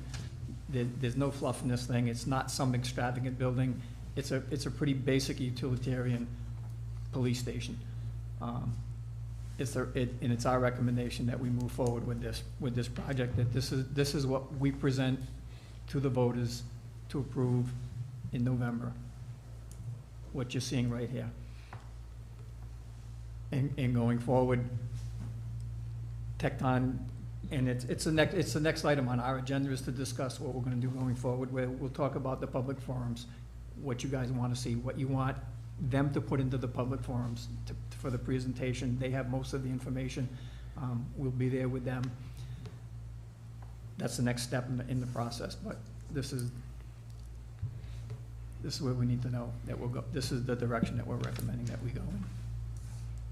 Is the town even ready to have a public forum next week? Excuse me? Are we even ready to have a public forum next week? Mm-hmm. Are you guys ready to present? Yes, yeah, I mean, we'll obviously build up on this PowerPoint to include all the topics that we discussed. That's why we have that last slide, and we have the last agenda item, so we can discuss, then you can tell us, yes, this is what we want to see. I know, but we talked about advertising, and I have yet to see any of it. So we've talked about advertising, and that's been a slow process as well. And you know, I know everyone's busy, and it is a lot, but that can only go so far. I mean, this is a big investment and a big commitment for the town. It's not just the only infrastructure project that the town may be considering in the near future at some point, but. I just wanted to make sure that they were ready to go, because the town doesn't have an online presence other than the website. So it's really hard to reach people consistently other than a direct mail. I know that you made a request to have a QR code put on. Yeah, I also on said that. send an email, see if you can work with the schools to send an email, use the use halftime at football games, use a direct mailer, get a sandwich board. I saw the Pumpkin Fest signs Yeah. come up. We could have got something that said, hey, we have a public presentation on these 3 dates. You know, you get a little sandwich board. I saw a car wash for high school. Like, we're not taking advantage of opportunities. Time is not our friend here. You said you wanted a QR code. I saw the QR code. I'm happy with the QR code. That's not the only thing, though, Paul. Can you let me finish, please? I can, but I'm addressing concerns. You're trying to say that the QR code is the only You're thing that not matters. letting me finish. Okay. You made a mention that you wanted a QR code on that. I reached out to the media person at Tecton. Okay, where do you want this QR code to go? I don't know that answer. Well, So that's why we have a meeting tonight to discuss this stuff. So I understand what you want, and I understand what our needs are in some of the direction that we need to go. And we need to give the folks that are gonna provide us the direction. We're gonna work with Tecton. They have a media person that's gonna put together like an EDDM, so we can do a direct mailer. We'll have all the factual information on it. They'll do a fact sheet that we can hand out. They'll help us. They're not gonna print the stuff, but they're gonna provide the artwork. They're gonna provide the format for it, just like they did with that quick flyer that I gave out as a draft, and you wanted changes made to it. They made some changes to it. We can see that. We'll look at it and tell us if that's what you want, so we can get it going. I can't make those decisions. I don't know where the QR code was gonna go. I can't, so without knowing that answer, I can't move forward. That's why I'm here tonight, to get those answers and to clarify exactly what it is that you wanna see in that presentation, so they can put it together. They're ready to go. Everything I said at the Thursday meeting when you, me, the administrator, Paulette sat down and had a conversation, I want that. I want a sandwich board, I want a yard sign, I want a high school banner at the electronic sign, I want to try to see if the school department's willing to work with us to get that information out, halftime shows, flyers at the concession stand, flyers at the concession stand for soccer games on Saturday morning, have somebody hand out flyers at the concession stand, at soccer games, etc. This information needs to get out. It is 3 weeks, pretty much. So what do you want on the flyer? I am not the expert, Paul. It is not my area. Work with Tecton to figure it out, okay? You can keep saying, what do you want on the fly? I want as much information on this so people can understand what the impact to this. Because right now, all I'm hearing is high level, like, we can do this, we can do that, we can do this. Well, eventually, we just need to do. So you can keep saying, what do I want?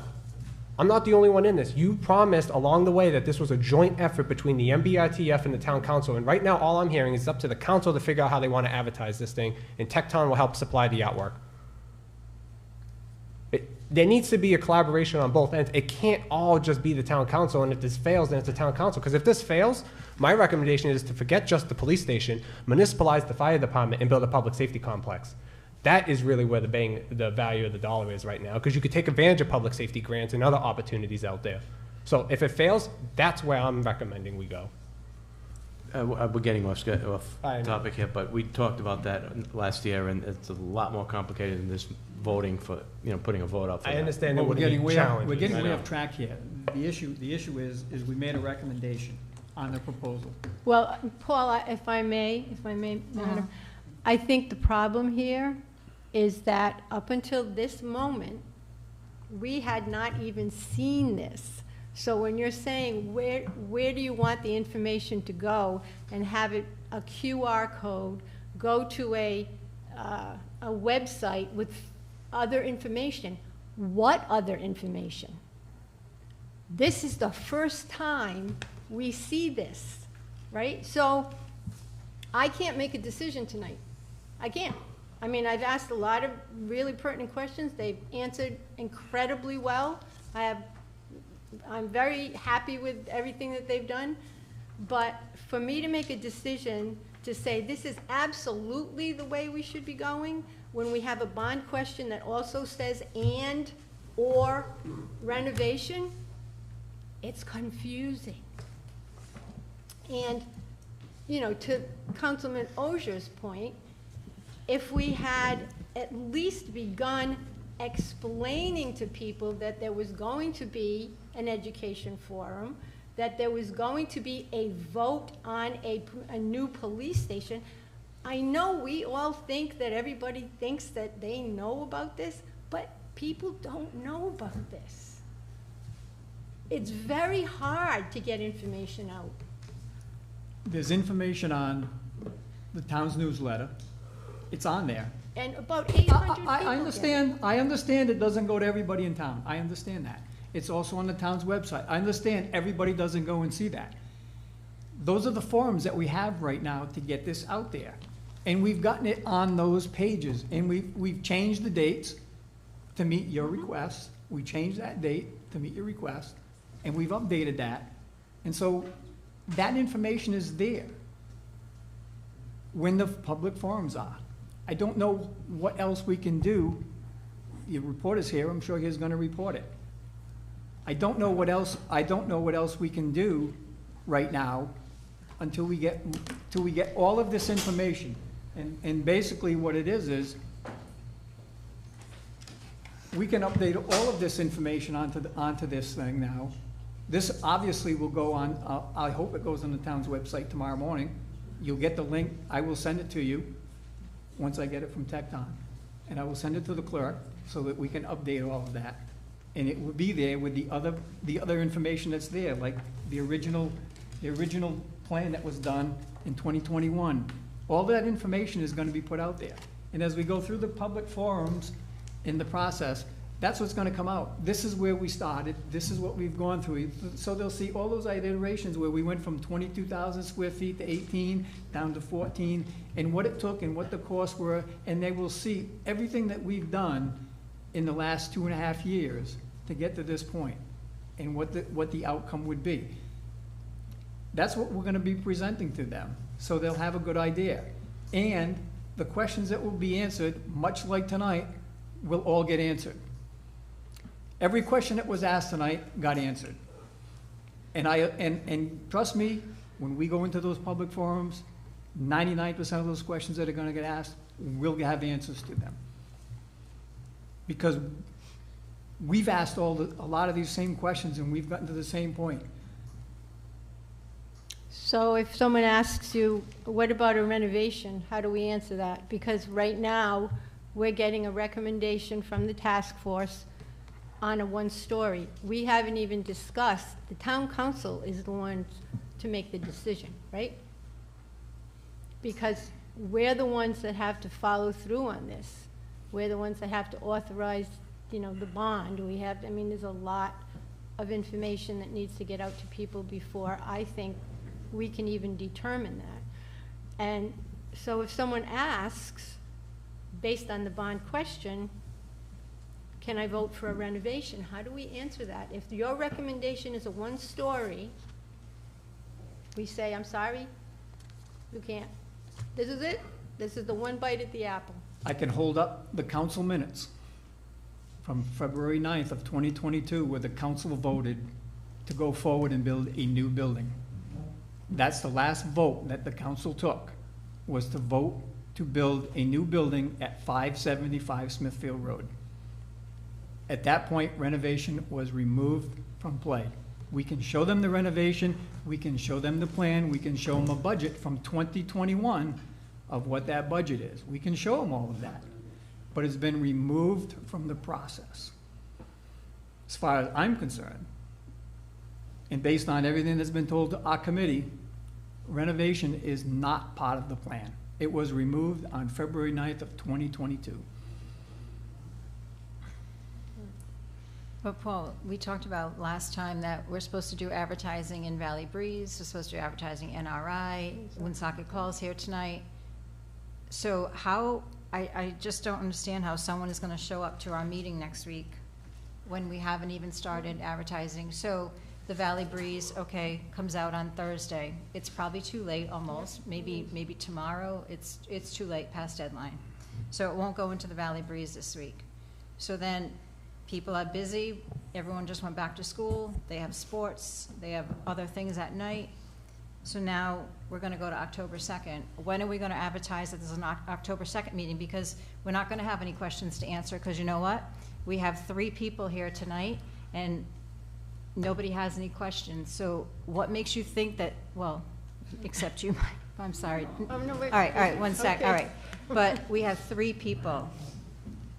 So not everyone is aware that this is going on tonight. I would have thought there would have been, maybe it's the weather, I don't know. But we're gonna come back to maybe 500 people voting, and this is a really big topic to only have someone decide for 500 votes that the town is gonna go ahead with this. And you just said that this has been a huge undertaking to do in this short period of time. So are we rushing into this? Is this something that we still should be talking about? Are we gonna come over budget? We're really close to that budget line. I mean, one thing that we didn't consider, or something as a surprise, we're over budget. And now all of a sudden, oh, you guys thought you could do it for 18 million, and now that's wrong too. Like, I just think this is being pushed so fast, and now we're not even advertising. So, and I can probably bring up, the meeting that you had. It's gonna be the RTF's responsibility to get the education out there, to get people to attend the meetings, to make people know about this, and nobody knows about it. We keep talking about the same thing. A few weeks ago, I brought up the flyer. You're like, what flyer are you talking about? I said, Tecton said that they had graphics that they could give to us so that we could send out. And yes, we have the graphics, but nothing has been done. And you said it was your responsibility, that basically your committee, it's to put it out there, and nobody knows. Nobody knows. We will attend all the forums, but You will, but who else will? Like, we should have this room packed every single meeting. Like, even to the point that we should be going maybe to the high school. We should want that kind of outpouring of whether it be support or not support, so that we could hear what everybody wants. I mean, we see people's Facebooks go back and forth, and that's not anything we want to hear. We want to hear what the town wants. What direction should we go in? Yes, this is a great building. I agree. This is great. I love this design, but I don't think we're ready to put that out there to the voters in November and hope that 500 people come out. I mean, that's a big hope right now, because we have nobody asking questions. Nobody knows about, I'm sure if you went out there and you polled some people and say, hey, when's the next open forum or the next open meeting for the police station, no one would be able to tell you. So how are we gonna get them here when it's only like next week? Can I add one yeah, thing? I also have absolutely. been very adamant on, can we do a Zoom or a Teams meeting component as well? And I was told, it gets a little messy along those lines. When we had the advertising, we kind of shied away from that component in case somebody puts something in the chat, then it's a public record. Well, somebody can get up to the podium and say something that they regret saying, in the public setting. So I would think that is a key component, and I know other communities take advantage of it, other states take advantage of it. I think we're really not extending ourselves as much as we should be, because I do worry about voter turnout as well. I mean, the primary was a little more disappointing in terms of turnout than I thought. But, you know, I think we really shouldn't leave no stone left unturned to help promote this thing. Can I ask a quick question? They're an advisory committee. I don't think it's their job really to do what we're asking, what you're asking them to do. It's their job. They told us this is what we need to do. If anything, we kind of dropped the ball. They're an advisory committee. It's not their job to go out and print up flyers. It's not their job to go out and do all these other things. It's their job to do what they did. They presented us with this police station. You want to vote no or vote yes, that's up to us. But their job is not to go out and promote. Their job is to let us know the best, in their opinion, the best course forward. But if anybody dropped the ball, we have to take the blame for it and for not getting the word out. All those things that you want, which are great, I agree 100%. Takes people. We can't ask them to be at football games handing out flyers and. Yeah, I who's wasn't gonna saying do just that? them. It's just, but that's where I'm thinking how to advertise, right? And Right. you But it's know, on they us to should get help. that done. MBITF It's on should the help. council to get that done, not them. I'm not saying it's all or nothing. It should be a partnership here, right? Because Right. they have been advertising, you know, and they have been advising on what, you know, the direction the council should take, and they are more in tune to what the current project entails than what we are. I mean, we only have a meeting every couple months with them, you know, recently. So, you know, these conversations probably should have happened sooner in terms of how we're going to continue to advertise and stuff like that. But it can't all just be on one or two people. I mean, if the town's committing to $18 million as this bond question, it needs to be everybody in town government that needs to be kind of on board. That's right. You know, I from the agree. administration to the council to, and I'm not saying nobody isn't, but that's the type of commitment it should take to get high people turnout. So can I ask the administration what we've done since our meeting 2 weeks ago on Thursday? Yes. Thank you. So it was said earlier, well, I just want to correct something. It is on our town webpage, so you can go and look at it. I would like to make a suggestion. When we had the meeting with Councilor Hamilton, Councilor Ogier, Mr. Vadney, myself, and the finance director, we started talking about how much the verbiage and what could be put on it. I think we came to a conclusion that a handout would be two-sided. Now, tonight, we see a conceptual design different than the one that's up on our webpage. So with that, if I receive that tomorrow, we can put the newer conceptual, which is much cleaner, more appealing. Again, it's a conceptual design. So we can do that. Now, we also have to remember that Pumpkin Fest is this weekend. And certainly at the administrator's booth, we can do it the old-fashioned way. We can print one of these papers with the conceptual design on the front and all of the information on the back as far as the meeting dates and the ballot question. Because there was concern about being too busy on a handout. The other questions, can we use the school department? Once we get a conceptual, once we have the design, we can reach out to the school department and see if they can put it up on their webpage. Police department has their webpage. That's about it from the administration's point. You want a few banners, not a hard deal. We can certainly go out and get some banners. But I think we need a very strong presence at Pumpkin Fest. Now that we have the new conceptual design, I think that can happen. So I guess my question is, we could, without even a picture of anything, we could have words that say, did you know that there's going to be a vote for a police station on November 7th? I mean, I think come to the meetings. Oh, yeah, I get very confused about when execution should take place. We're always in the planning phase. We're never in the execution Well, phase. it's actually on this first handout about November 7th. And where's that handout going? I'm sorry? Where's that handout going? Well, it's going to be printed. It'll have to be printed up. That was the discussion we had during the meetings. I would suggest to the town council that we incorporate this newer graphic, and as far as copy, meaning the wording, could go on the back. But that's entirely up to council, how you want to approach it. We can have this done by tomorrow afternoon if we receive the graphic. But And, I'm hearing contradiction here, because one thing we're saying, on the one hand, we're saying, we're not ready to make that decision yet. And then the other hand, we're saying, put up flyers, and how can you put up flyers and saying, come to a meeting if the council's not ready to approve this this Well, concept. because I don't think we can approve something we just saw. It was just handed to us. It wasn't even in our packet. It didn't come in even a day before. So to be able to think it through and think, is this the best way? We have a fiduciary responsibility, you know, to people, to Oh, I make agree, sure that but we're he can't put anything, doing- so everything's on hold But- as far as advertising.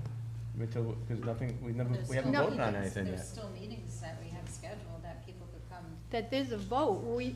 We don't have a conceptual drawing, but we have a ballot question, and we have the expectation that people will go out to vote on November 7th for something. But if we don't have a and- police station, then what are these guys gonna be presenting at those meetings? What do you mean if we don't have? If we don't, if we're not supporting a police station to go forward with a police station, what is Tecton even gonna be doing at those meetings? Well, that's what we were talking about, saying tonight that their recommendation is this, but the council has not adopted it as a final version. I mean, I don't know if that's something that we have to do legally, you know, for it to be binding. I don't know that. We do? We don't? We don't. Okay.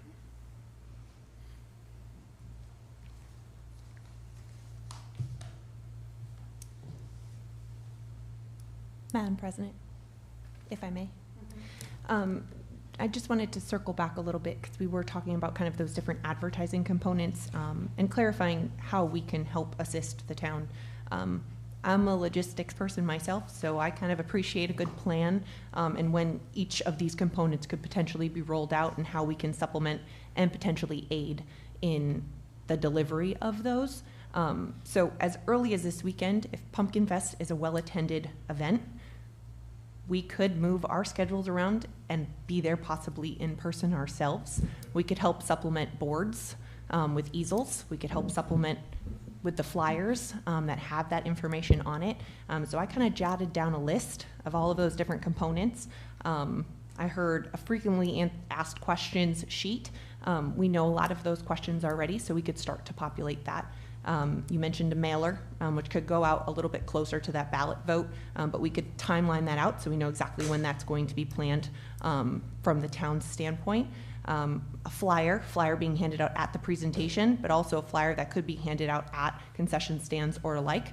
I do imagine that being kind of a two-page, single sheet, two-sided, with all of those really big picture components, cost, size, expectation on construction, and all of those different components. You mentioned kind of some banners or sandwich boards, yard signs. Those are things that we could design and then help the town print. We do have a lot of vendors that we work with who do very quick turnarounds for us. So that is something we could discuss with the task force in aiding and making sure that those are prepared, and also helping draft a partner email and or social media type post, whether it be on the police department's social media account or others. So if that would be fruitful, we could kind of come up with a plan for those things and each component and deliver that to the task force to then be subsequently delivered to you as early as the next few days, just so that you have a sense of what that might look like and our potential involvement in the Pumpkin Fest on Saturday or this weekend. Hey Carl, could you go back on that slideshow to the upcoming public forum page?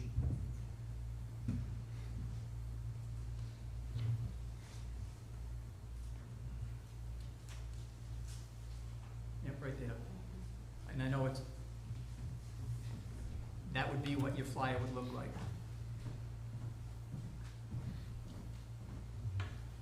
It would have the new building on it. It would have the 3 dates. It would have the language. It would have the QR code.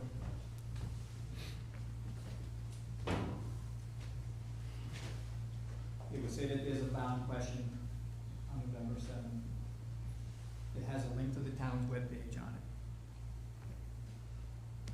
And I would imagine that each of those components that we just rattled off, they're all not going to look exactly the same. Sometimes it's more important that you just have those dates and you don't need that whole paragraph to the left. Sometimes you need more information on the building. So I think depending on the deliverable, whether it's a flyer or a mailer or a banner, the content will remain consistent, but we'll kind of tailor that depending on the medium. so that we're not giving too much information or too little information.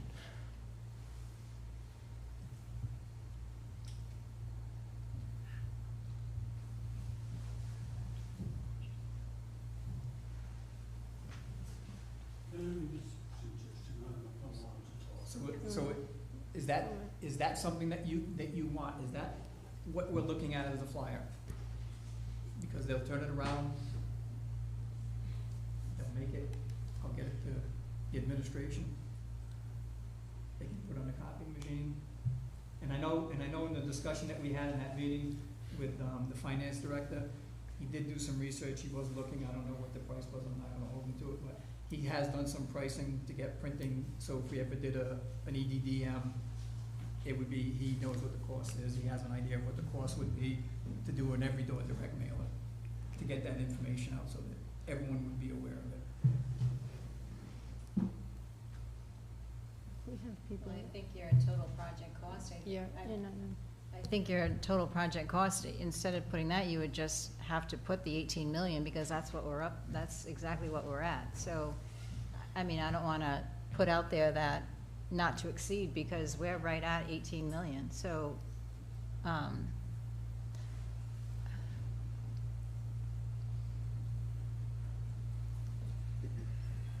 I mean, that might almost be too much information for a flyer. I think it just needs to be basics and come to the general meetings on these dates and, you know.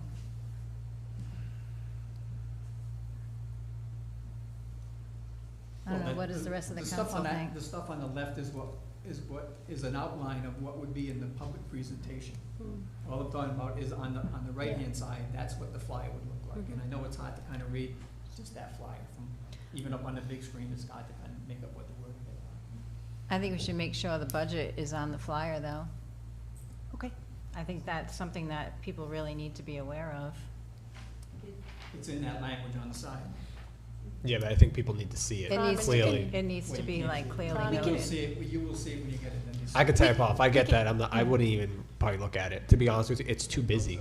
We can modify too the busy. graphics on the left to remove that paragraph and give Okay. some points if that's the. Thank you.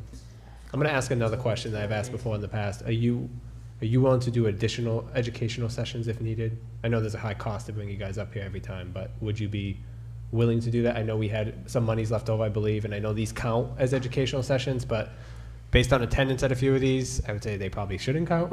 Just, there's not many people here, so even if by Zoom to reduce cost, I'm just trying to think of every possible way to reach people. If the dates are available, we'll support you. Okay. And The dates are Press the button. Yes. Thank you. and we have done Zoom components, and there are setups in order to control chat and question inflow. They've been recorded, so we are very familiar with that setup. And we'd be happy, as you know, those are probably easier to schedule sometimes, so we'd be happy to Right, supplement yeah, I in agree. that capacity as well. Are there any other comments? I know you said the budget. Are there any other key components that you wanted to see on that flyer?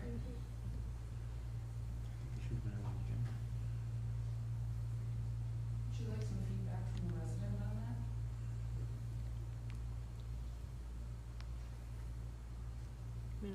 Solicitor, can we take a vote to open it up to the few people that are here to, okay, I'd like to make a motion to open up the meeting to public discussion.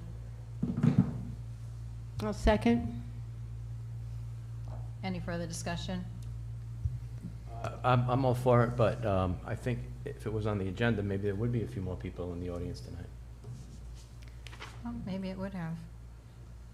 I didn't see the agenda before it went out, so just to clarify that. All right, so roll call, please. Mr. Pendergast? Yes.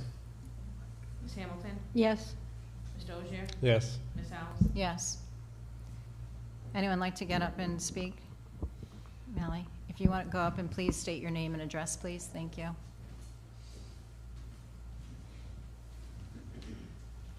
And if we could just open it up, but can we just be like, just. Brief. Yes, Yes, I will and be. not pinpointing to any individual, No, please. no, Thank you. that is not my plan. I know. Thank- Mally Jones, 62 Farrier Street. And I did hear the first part of the meeting. I came racing over here when you were trying to figure out how to get this out, because I wanted to make sure that Pumpkin Fest was talked about. So I actually was at the last meeting when this flyer came out as well, and I made some comments about it then, and I'm going to make comments about it within the context of what was said today. It is a lovely looking police station, but I don't think that people need to see that. I think that what people need to see, if you want to get people into these meetings, they need a fact sheet. They do not need it to look pretty. They need it to tell them, this is what's going to happen. This is what you're going to be voting on. This is the overall cost. This is how it's going to affect your property taxes. And I know you have two different financing, and the way that it was presented on the material that is out on the website, you need to expand on that, because for the one where you start paying with the principal in year one, you only have 3 years worth. And for the one where you defer principal for 2 years, you just have those 2 years with deferred principal at 18 cents per mil. And then you don't indicate that for the other 18 years, it's not going to be 18 cents per mil. It's going to be about 69, I assume. So you need to put that information in there as well. If indeed, and it sounds like the renovation is off the table at this point in time, which is unfortunate because that's not been the conversation all this time, and you know, it's been kind of a waste of time if that indeed is the case, then the council before the 18th needs to decide that that's it, because the wording on your bond needs to be, on the bond question, needs to be reality. And if the renovation is not a reality, then it should not be in the bond question. And I know that that puts you on a very short time frame, not necessarily to say this is what we're going to go with, but if you decide that there is not going to be a renovation, you need to make that decision, the council, before the 18th, so that the wording of the bond can reflect accurately what people are voting on. Because if it's up in the air, you're not going to get the kind of results that you're looking for. People need to know what they're voting for, and if people find out that, well, the wording says renovation, but I'm hearing that maybe the renovation isn't on the table, people are going to vote no. And I know we have to do something. I see the need for new at this point in time. I have to say that. But I think that you need to be much more transparent with people about what's going on. And while this looks lovely, this is not going to do it. It just isn't going to do it. You need a fact sheet. You could put this with a fact sheet, but you need a fact sheet. In terms of other ways to get it out, I did pull up the town website. It is there, but only if you know where to go and look for it. If you don't know that this is something that's out there, then you're not going to see it when you go to the landing page of the town website, because it is not there. You have to search for it. Similarly, the police department, it's not on the landing page of the police department. If you want people to know this is an issue, you have to put it in their faces for something like this. This is really important. And if 500 people decide this, and a bond gets passed for $18 million because 500 people voted, and then you have thousands of people in town who say, what the heck, why didn't I know? Why wasn't this made more available to me? It's just going to be ugly, and it's not something that we want to be doing. So please, get the information out there. Lovely, but put a fact sheet out there. Make the information available on the landing pages in addition to social media. I would suggest that the people who are running the North Smithfield Police Station page on Facebook, that you be transparent about who the 5 people are who are running it, as opposed to just the one name that we know as well, because otherwise people think that there's something fishy going on. So be transparent, please. Thank you. Thank you. Anyone else?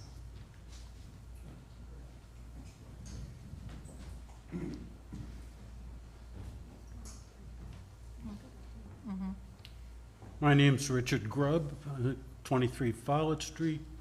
I've been a resident for 45 years. I haven't come to a town council meeting before, and they're quite boring to me, so I may not come to another one, but I do have some specific questions. One, what's the expected life of the new building?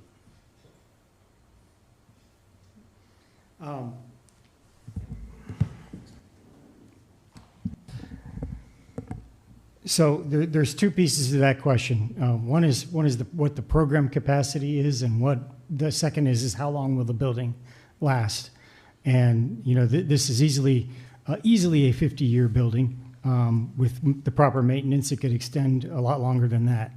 Programmatically, we've looked at trying to accommodate growth of the department out for 20 years. We've cut that a little bit closer in the latest iteration, but I still think we have that capacity. So, there is a point at some point where, the number of officers that the department uses, and that depends a lot on what happens with the community. It may be addressed, but what we're looking for now is to try to get you out 20 to 25 years for that aspect of it. Okay. One of the things I read about from John was the condition of the outside of the building and the current building with the bricks deteriorating all over the place. And I assume technology is better and they can protect bricks better than they did when they built Bushy School. But we're back to brick. And brick is weather sensitive. It does absorb water and freezing and cracking and all that kind of stuff. So it's interesting that we want to go to brick for the security. I hadn't thought of that. But I'm concerned we go to brick, that it'll be higher maintenance. So, Any thought? if I may, you're absolutely right. The technology has changed dramatically.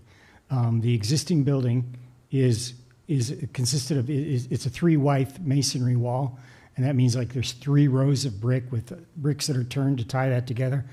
That was a very common technology of that age. These days we don't do anything like that. The brick is more of a rain screen. There's a cavity. It's 1 width of brick that's tied back with anchors to the supporting wall behind, and that could be a combination of a concrete block, or it could be metal stud. There's a lot of different ways of doing it, but the weather screen, the real weather screen, the infiltration screen, happens on the back side of that cavity. So the fact that we do know that brick absorbs moisture, and that moisture can cause problems for brick, by doing this rain screen, the moisture can come in and run down that cavity and drain out of the wall. However, having said all of that, that's all real important to making sure, the way we do buildings today. The real big player in the condition of the building was the maintenance of the roof and the roof edges. Unfortunately, it is my opinion and my structural engineer's opinion that what happened is leaking at the flashing and at the roof level has allowed moisture inside between the layers of brick inside the Bushy School building, and then subsequently, to your point, has frozen and broke those bricks that tie back. And so now the things that hold the wall together are broken, and that's allowing that outer layer to start bowing out from the backup layers. Again, it's completely different technology the way we do brick buildings today, but had the roof flashings and roof condition, throughout the life of that building had been maintained, I suspect that your exterior wall would still be viable. Thank you. One other comment directed to you. You expressed concern about the wording of the referendum. I do find it ambiguous that it does say for a new building or for renovation at the discretion of the town council. As a taxpayer, I like a little more security and definition what's going on, and I agree with, I'm sorry, I didn't get your name, but I think if renovation's off the table, then it shouldn't be mentioned in the referendum, because it really is confusing, and it kind of just leaves a blank check to, okay, we start down this path, oh, it's too expensive, let's switch to renovation and stay under the 18 million. Just a thought.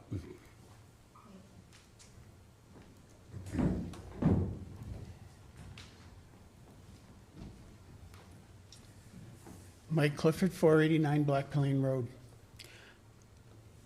You can do all the advertising you want, but I don't think you're going to get a good voter turnout in November.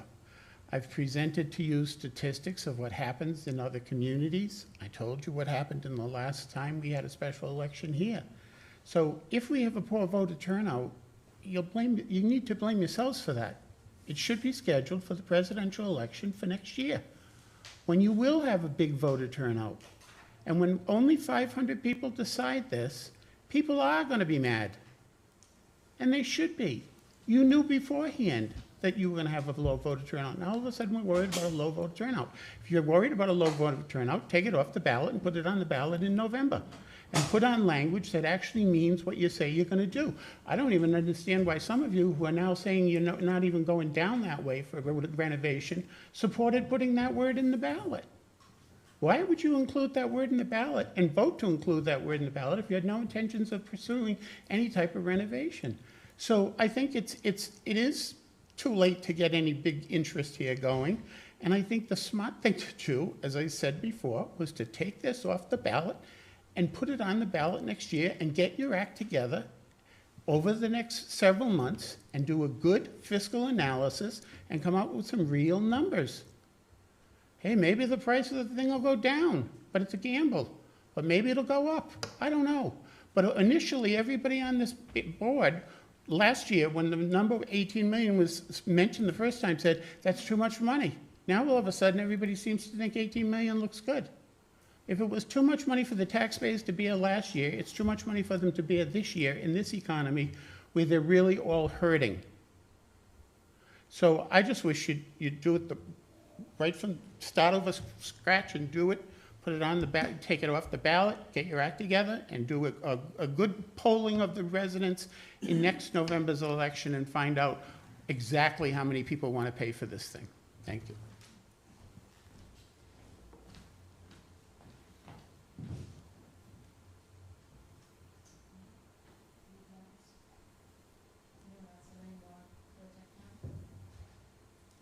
No, ma'am.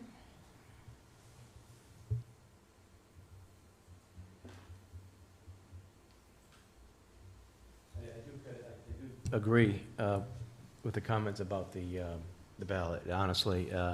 As much as I would like to see the police station happen, I believe that the ballot question is vague and it should be more renovation, not renovation. Yeah, right. No, listen, I'm not, I never denied that I was all for it. Honestly, I'm all for the new police station, 100%. But we should put it on the ballot as a new police station. Because, let's face it, suppose we all wanted a new police station and another council comes in at the last minute because it says that, like he just said. They could say, nope, we're not gonna do it, we're gonna do a $5 million renovation. I agree. Yeah, that's why I voted against the language. Yeah, It was one of the things I actually thought of after yeah. when we started hearing feedback. We Yeah. probably should have I think maybe. David has something to say about this. Oh, sorry, You want it- David. you want it- Didn't see you over there. I just wanted to, because this discussion came up, Can you use that room? because this discussion came up with Councilwoman Hamilton, and I took the liberty of contacting, is this on? I took the liberty, there we go. Not that much Thank liberty. you. Okay, I took the liberty of contacting bond counsel. I just had a conversation. Just to give you a little historical perspective, you sent bond counsel in May of '23 to the General Assembly with that language that you have in front of you, and you authorized that language to be drafted and presented and approved by the General Assembly. If you want that language changed, you have to go back to the General Assembly and have it revised. That's her initial instinct. She said she will, because it says substantially similar as the wording in the bill. You don't have the bill in front of you, but I have the bill on my phone, and when I was listening to the conversation, I read the bill from the General Assembly, the actual law that got passed. So she's certainly willing to come in before special meeting to discuss the possibility, but I want to be clear that it may be, she wants to make clear, it may be, if she cannot find sufficient legal basis to modify that language from the bill, the only way to change the language is to go back to the General Assembly, which wouldn't happen until, obviously, January. But she's certainly willing to come to a special meeting in the next few days. You know, the deadline is the 18th of September for you to either confirm that this is going to be on the ballot or pull it off the ballot. After that, you don't have a choice anymore. It's either on or off, whatever decision is made between now and then. So that's not her final opinion, but I just called her on the phone at home because I read the bill, and on my phone, I read the bill. I heard the language. I said I better check with the person who wrote it. That makes sense? Yeah. So I just don't want you to think it's a simple matter of you making a decision and she's just gonna change it in her office. I think it's a little bit more complicated than that. Thank you.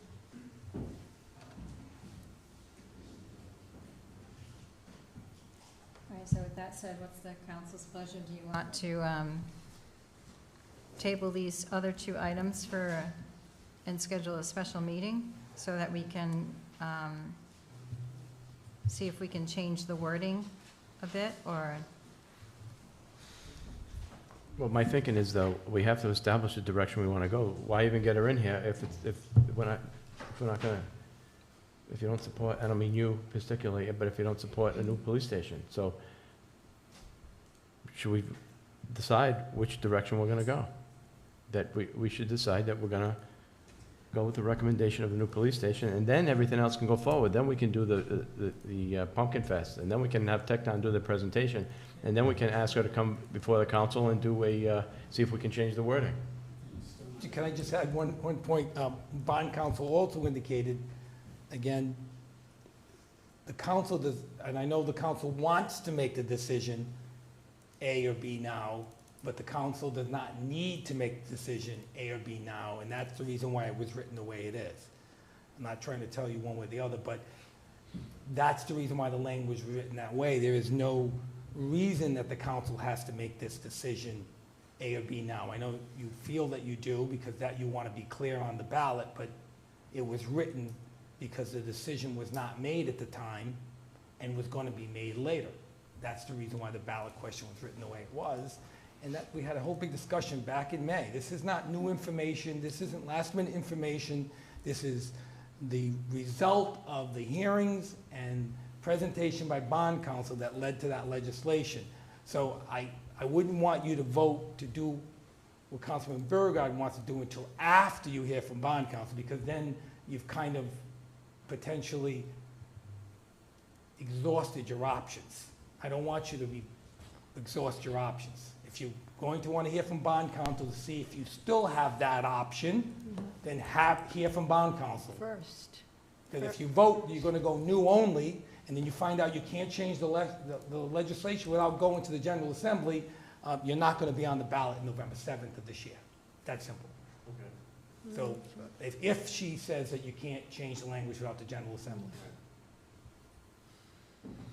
Thank you. When is our next meeting? Our next regular town council? meeting? 19th, Oh, the So 19th? it's too late. too late. Oh, boy. Oh, when did that be about? 18th. 18th by Monday. So you have to do it this week.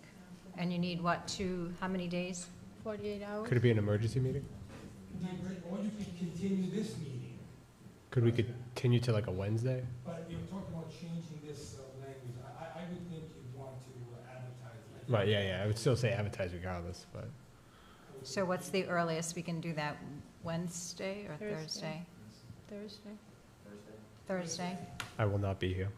I'm out of state. Okay. I had a vacation planned with the family since February of So 23. are you going Friday too? I will be gone until Tuesday. Yeah. I planned it around every possible meeting scenario, Except that one. except. So the Wednesdays are now? Can't do Wednesday?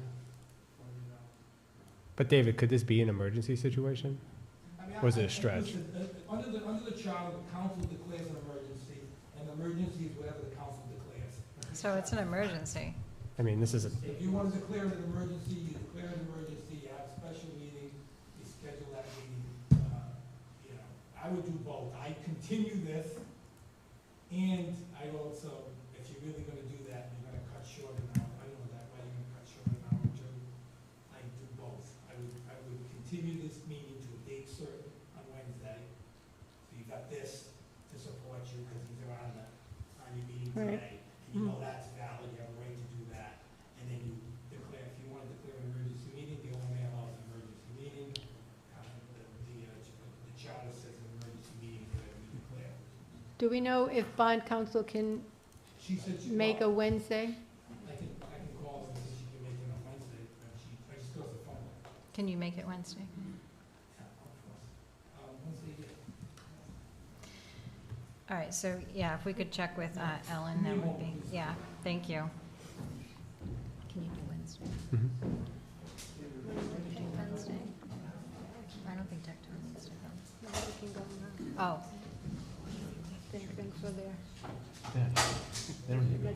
no, no. Jeff, if you guys don't want to hang around for this, you don't have to. Okay. But I mean, As I- painful no, as it I know- is. I know you guys have a drive, so. Madam President. Just as a point of information, Rebecca adjusted the timeline on the schedule on our budget sheet. And if you went back one more year, all things else being equal, it would bring you to about 19 million with that additional escalation. Okay, thank And you. that's if we went out to the general election. Yeah, back of napkin, I just wanted to Right, give you a right. sense of what that time would cost you. Thank you. Thank you, appreciate that. Appreciate it.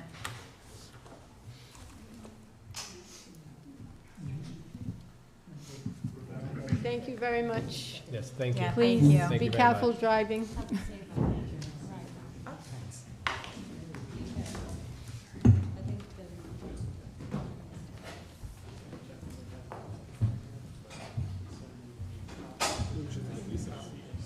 Now we kind of are on. Do you want to take a recess? Just John's over there. Do we have to do a roll call? yeah. All right, we're just going to make a motion to do a recess for like 5 minutes. Second. Motion is second. Roll call. We're a making a motion- motion for a recess. 5-minute recess. Oh, that may have been. Mr. Biragad. John? Can you vote yes? 5-minute recess, 5-minute please. recess. Okay. Thank you. Because people are probably wondering what we're doing.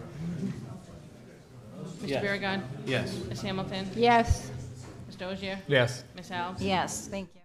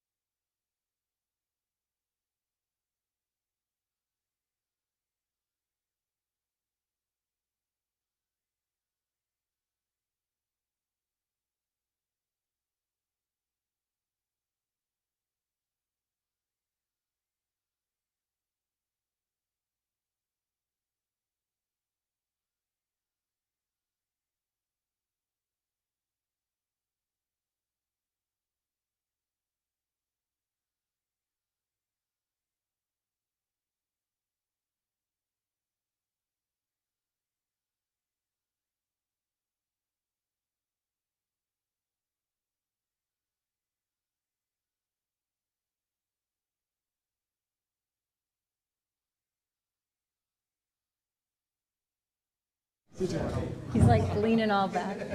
All right. All right. So, Madam President, members of the council, first and foremost, you can, I just spoke with bond counsel. She can be here on Wednesday. Okay. I told her 6:45 would probably be the time. My recommendation is to continue this meeting and this agenda to that date. You're allowed to in the OMA to a date certain. I don't believe you're going to need any other agenda items. However, tomorrow I will confirm that. If for some reason I believe in another agenda item is needed, based upon my discussion with the bond counsel, I can review the OMA to confirm that an emergency is allowed. We'll do that. But I believe these agenda items, we're talking about the language for the bond question. If you changed it, you changed it. I think these agenda items would suffice, but I'll confirm that tomorrow. So I think it's very important that you continue this agenda and this meeting to a date certain, which would be, if you want to do it on Wednesday the 13th at 6:45, which is allowed by the OMA. That make sense? All right. Thank you so much. More than welcome. Thank you, Dave. All right. So is it the council's desire to make a motion to extend this meeting to continue this meeting to September 13th at 6:45 to hear items C and C1 and 2 and D? Yes. I make a motion to do that? We have a motion. Is there a second? Second. We have a motion and a second. Any further discussion? Roll call, please. Mr. Biragad. Yes. Ms. Hamilton. Yes. Mr. Oshia. Yes. Ms. Alves. Yes. All right. And now can I entertain a motion to adjourn? Before you do that, Oh, Madam Chair, yep. I just wanted to make sure, out of abundance of caution, I'd like to just check that open meetings language. I think you will also have to indicate that you're going to stand in recess. Okay. The meeting is going to stand in recess. Okay. Taking a break until So Wednesday. But you're checking that, or? Yeah, it's checking. In recess until 6:45 on September 13th. Okay. And ask you to have that language in. You want to put that language in? Is he checking? Are you checking, or you want us to? I'm gonna check. Okay. Yeah, because I was gonna ask that question, because I can't extend my meeting, I have to have 48 hours posted notice. That's been the new rule since the Open Meetings Act came in, you can't recess a meeting, you can't extend the meeting, you have to have 48 hours posted before you have a meeting. So the old days of having a meeting and recessing it to the next night, you have to post it, that's why we did the budget 2 nights, we used to post them back to back, and you can't extend that meeting, you're gonna wait 48 hours to have another meeting. You want to have a meeting on Wednesday, I don't know how you're gonna have it unless you sit here and wait and keep extending your meeting. Well, that's what the solicitor's checking.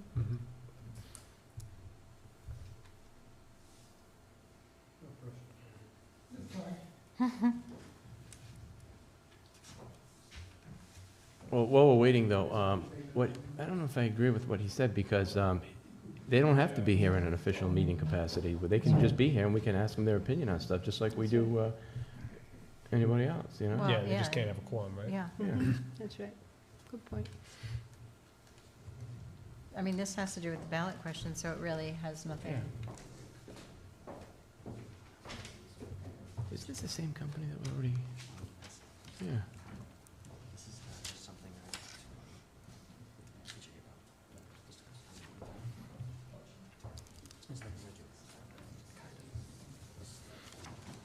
Oh, this is how you did your phone number.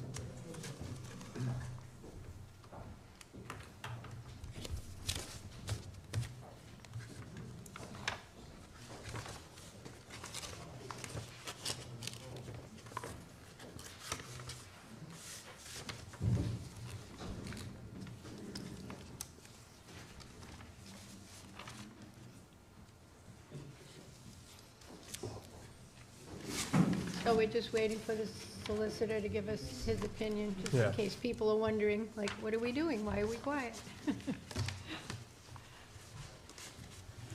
almost like we're on mute.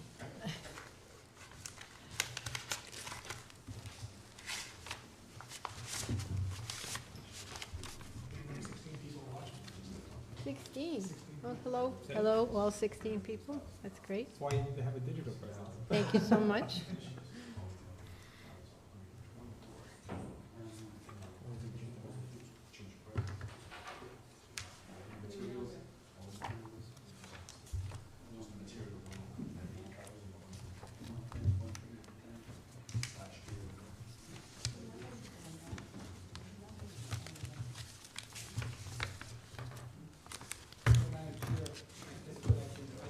Tell them to get up, tell them to get up.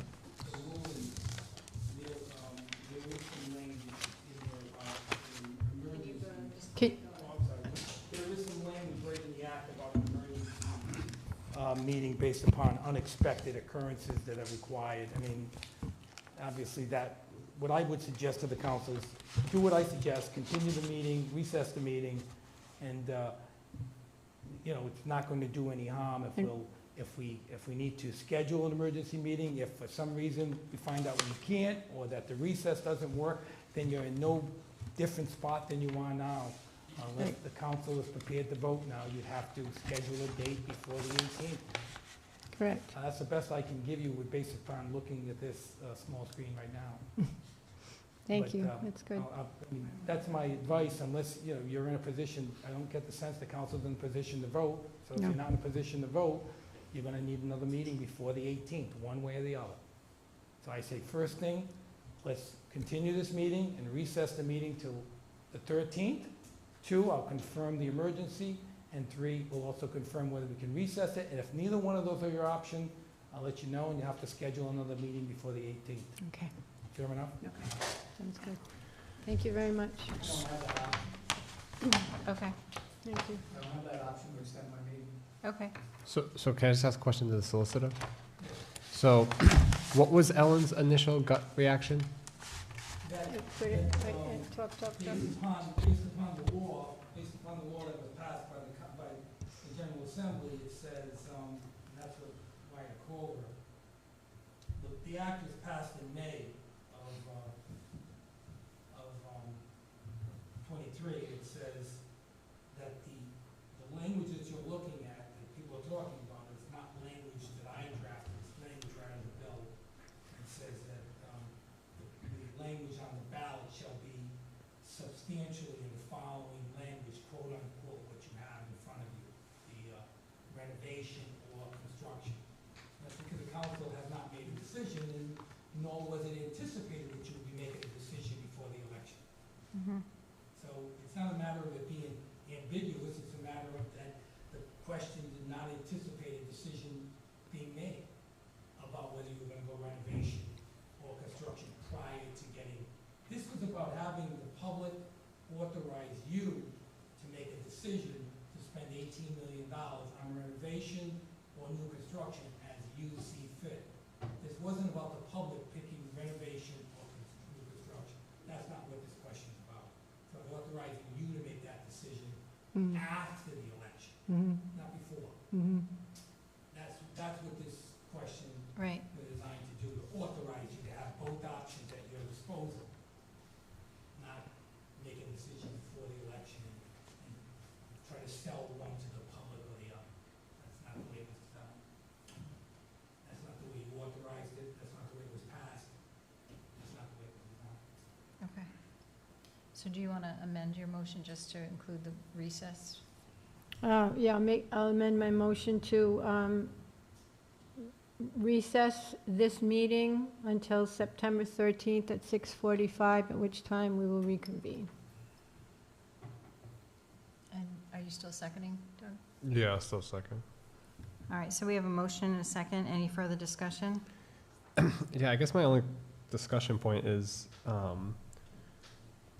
if the council feels that it should be new only, based on some of the discussion I heard here tonight, and we should remove renovation, and we find out we can't because it's tied to a law enacted at the state level, why even wait?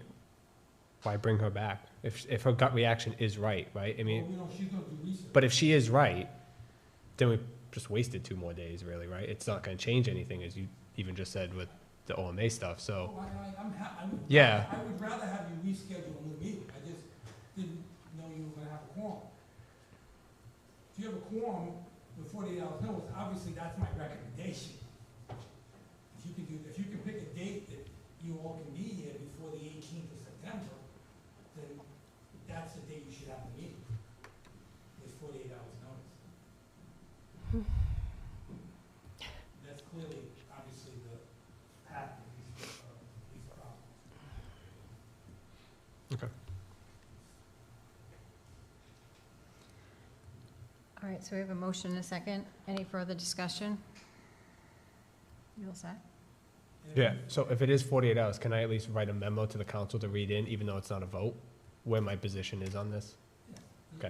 You could ask, and I guess that you should think in terms of if it has to be 48 hours, is there a date that the council can be here before the, outside of council? Yeah. Also, is there a date when the remaining council members can be here before the 18th?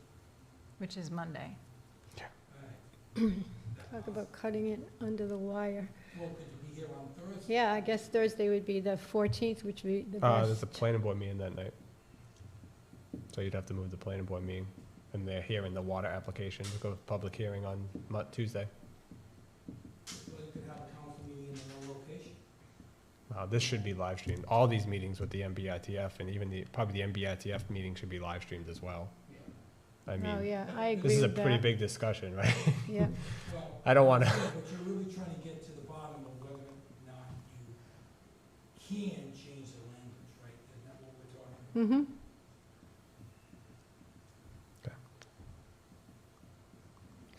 So, shall my motion Right. hold at this point? Well, I I would, just wanna know if you're gonna pick another, you should think about another date if we Or can if- do it. We should probably Or come up with a Thursday. contingency tonight, that way. Thursday. So we can be prepared to react tomorrow and execute tomorrow.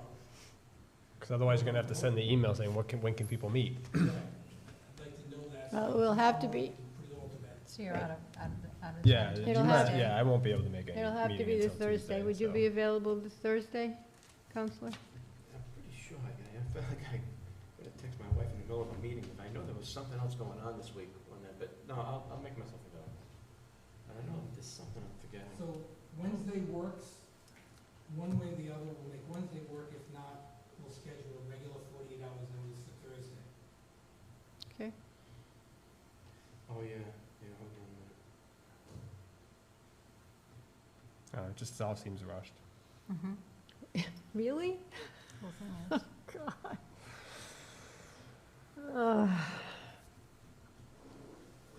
Whatever, I'll make it work. You sure? Well, yeah, because now we're looking at Wednesday, right, coming back like, Right now we are. Wednesday would be the ideal, if not, it would be probably Wednesday if Thursday we or Friday. can, if not Thursday. yeah, all right, I'll make it work, either way. So whatever date works, we can post it tomorrow for Thursday if need be, or Wednesday if allowed. Okay. Okay, so you have a motion and a second? Okay, so we have a motion and a second, right? Yep. Yes. You all set, Tammy? Okay. All right, any further discussion? Roll call, please. Mr. Biragad. Yes. Ms. Hamilton. Yes. Mr. Ogier. Yes. Ms. Alves. Yes.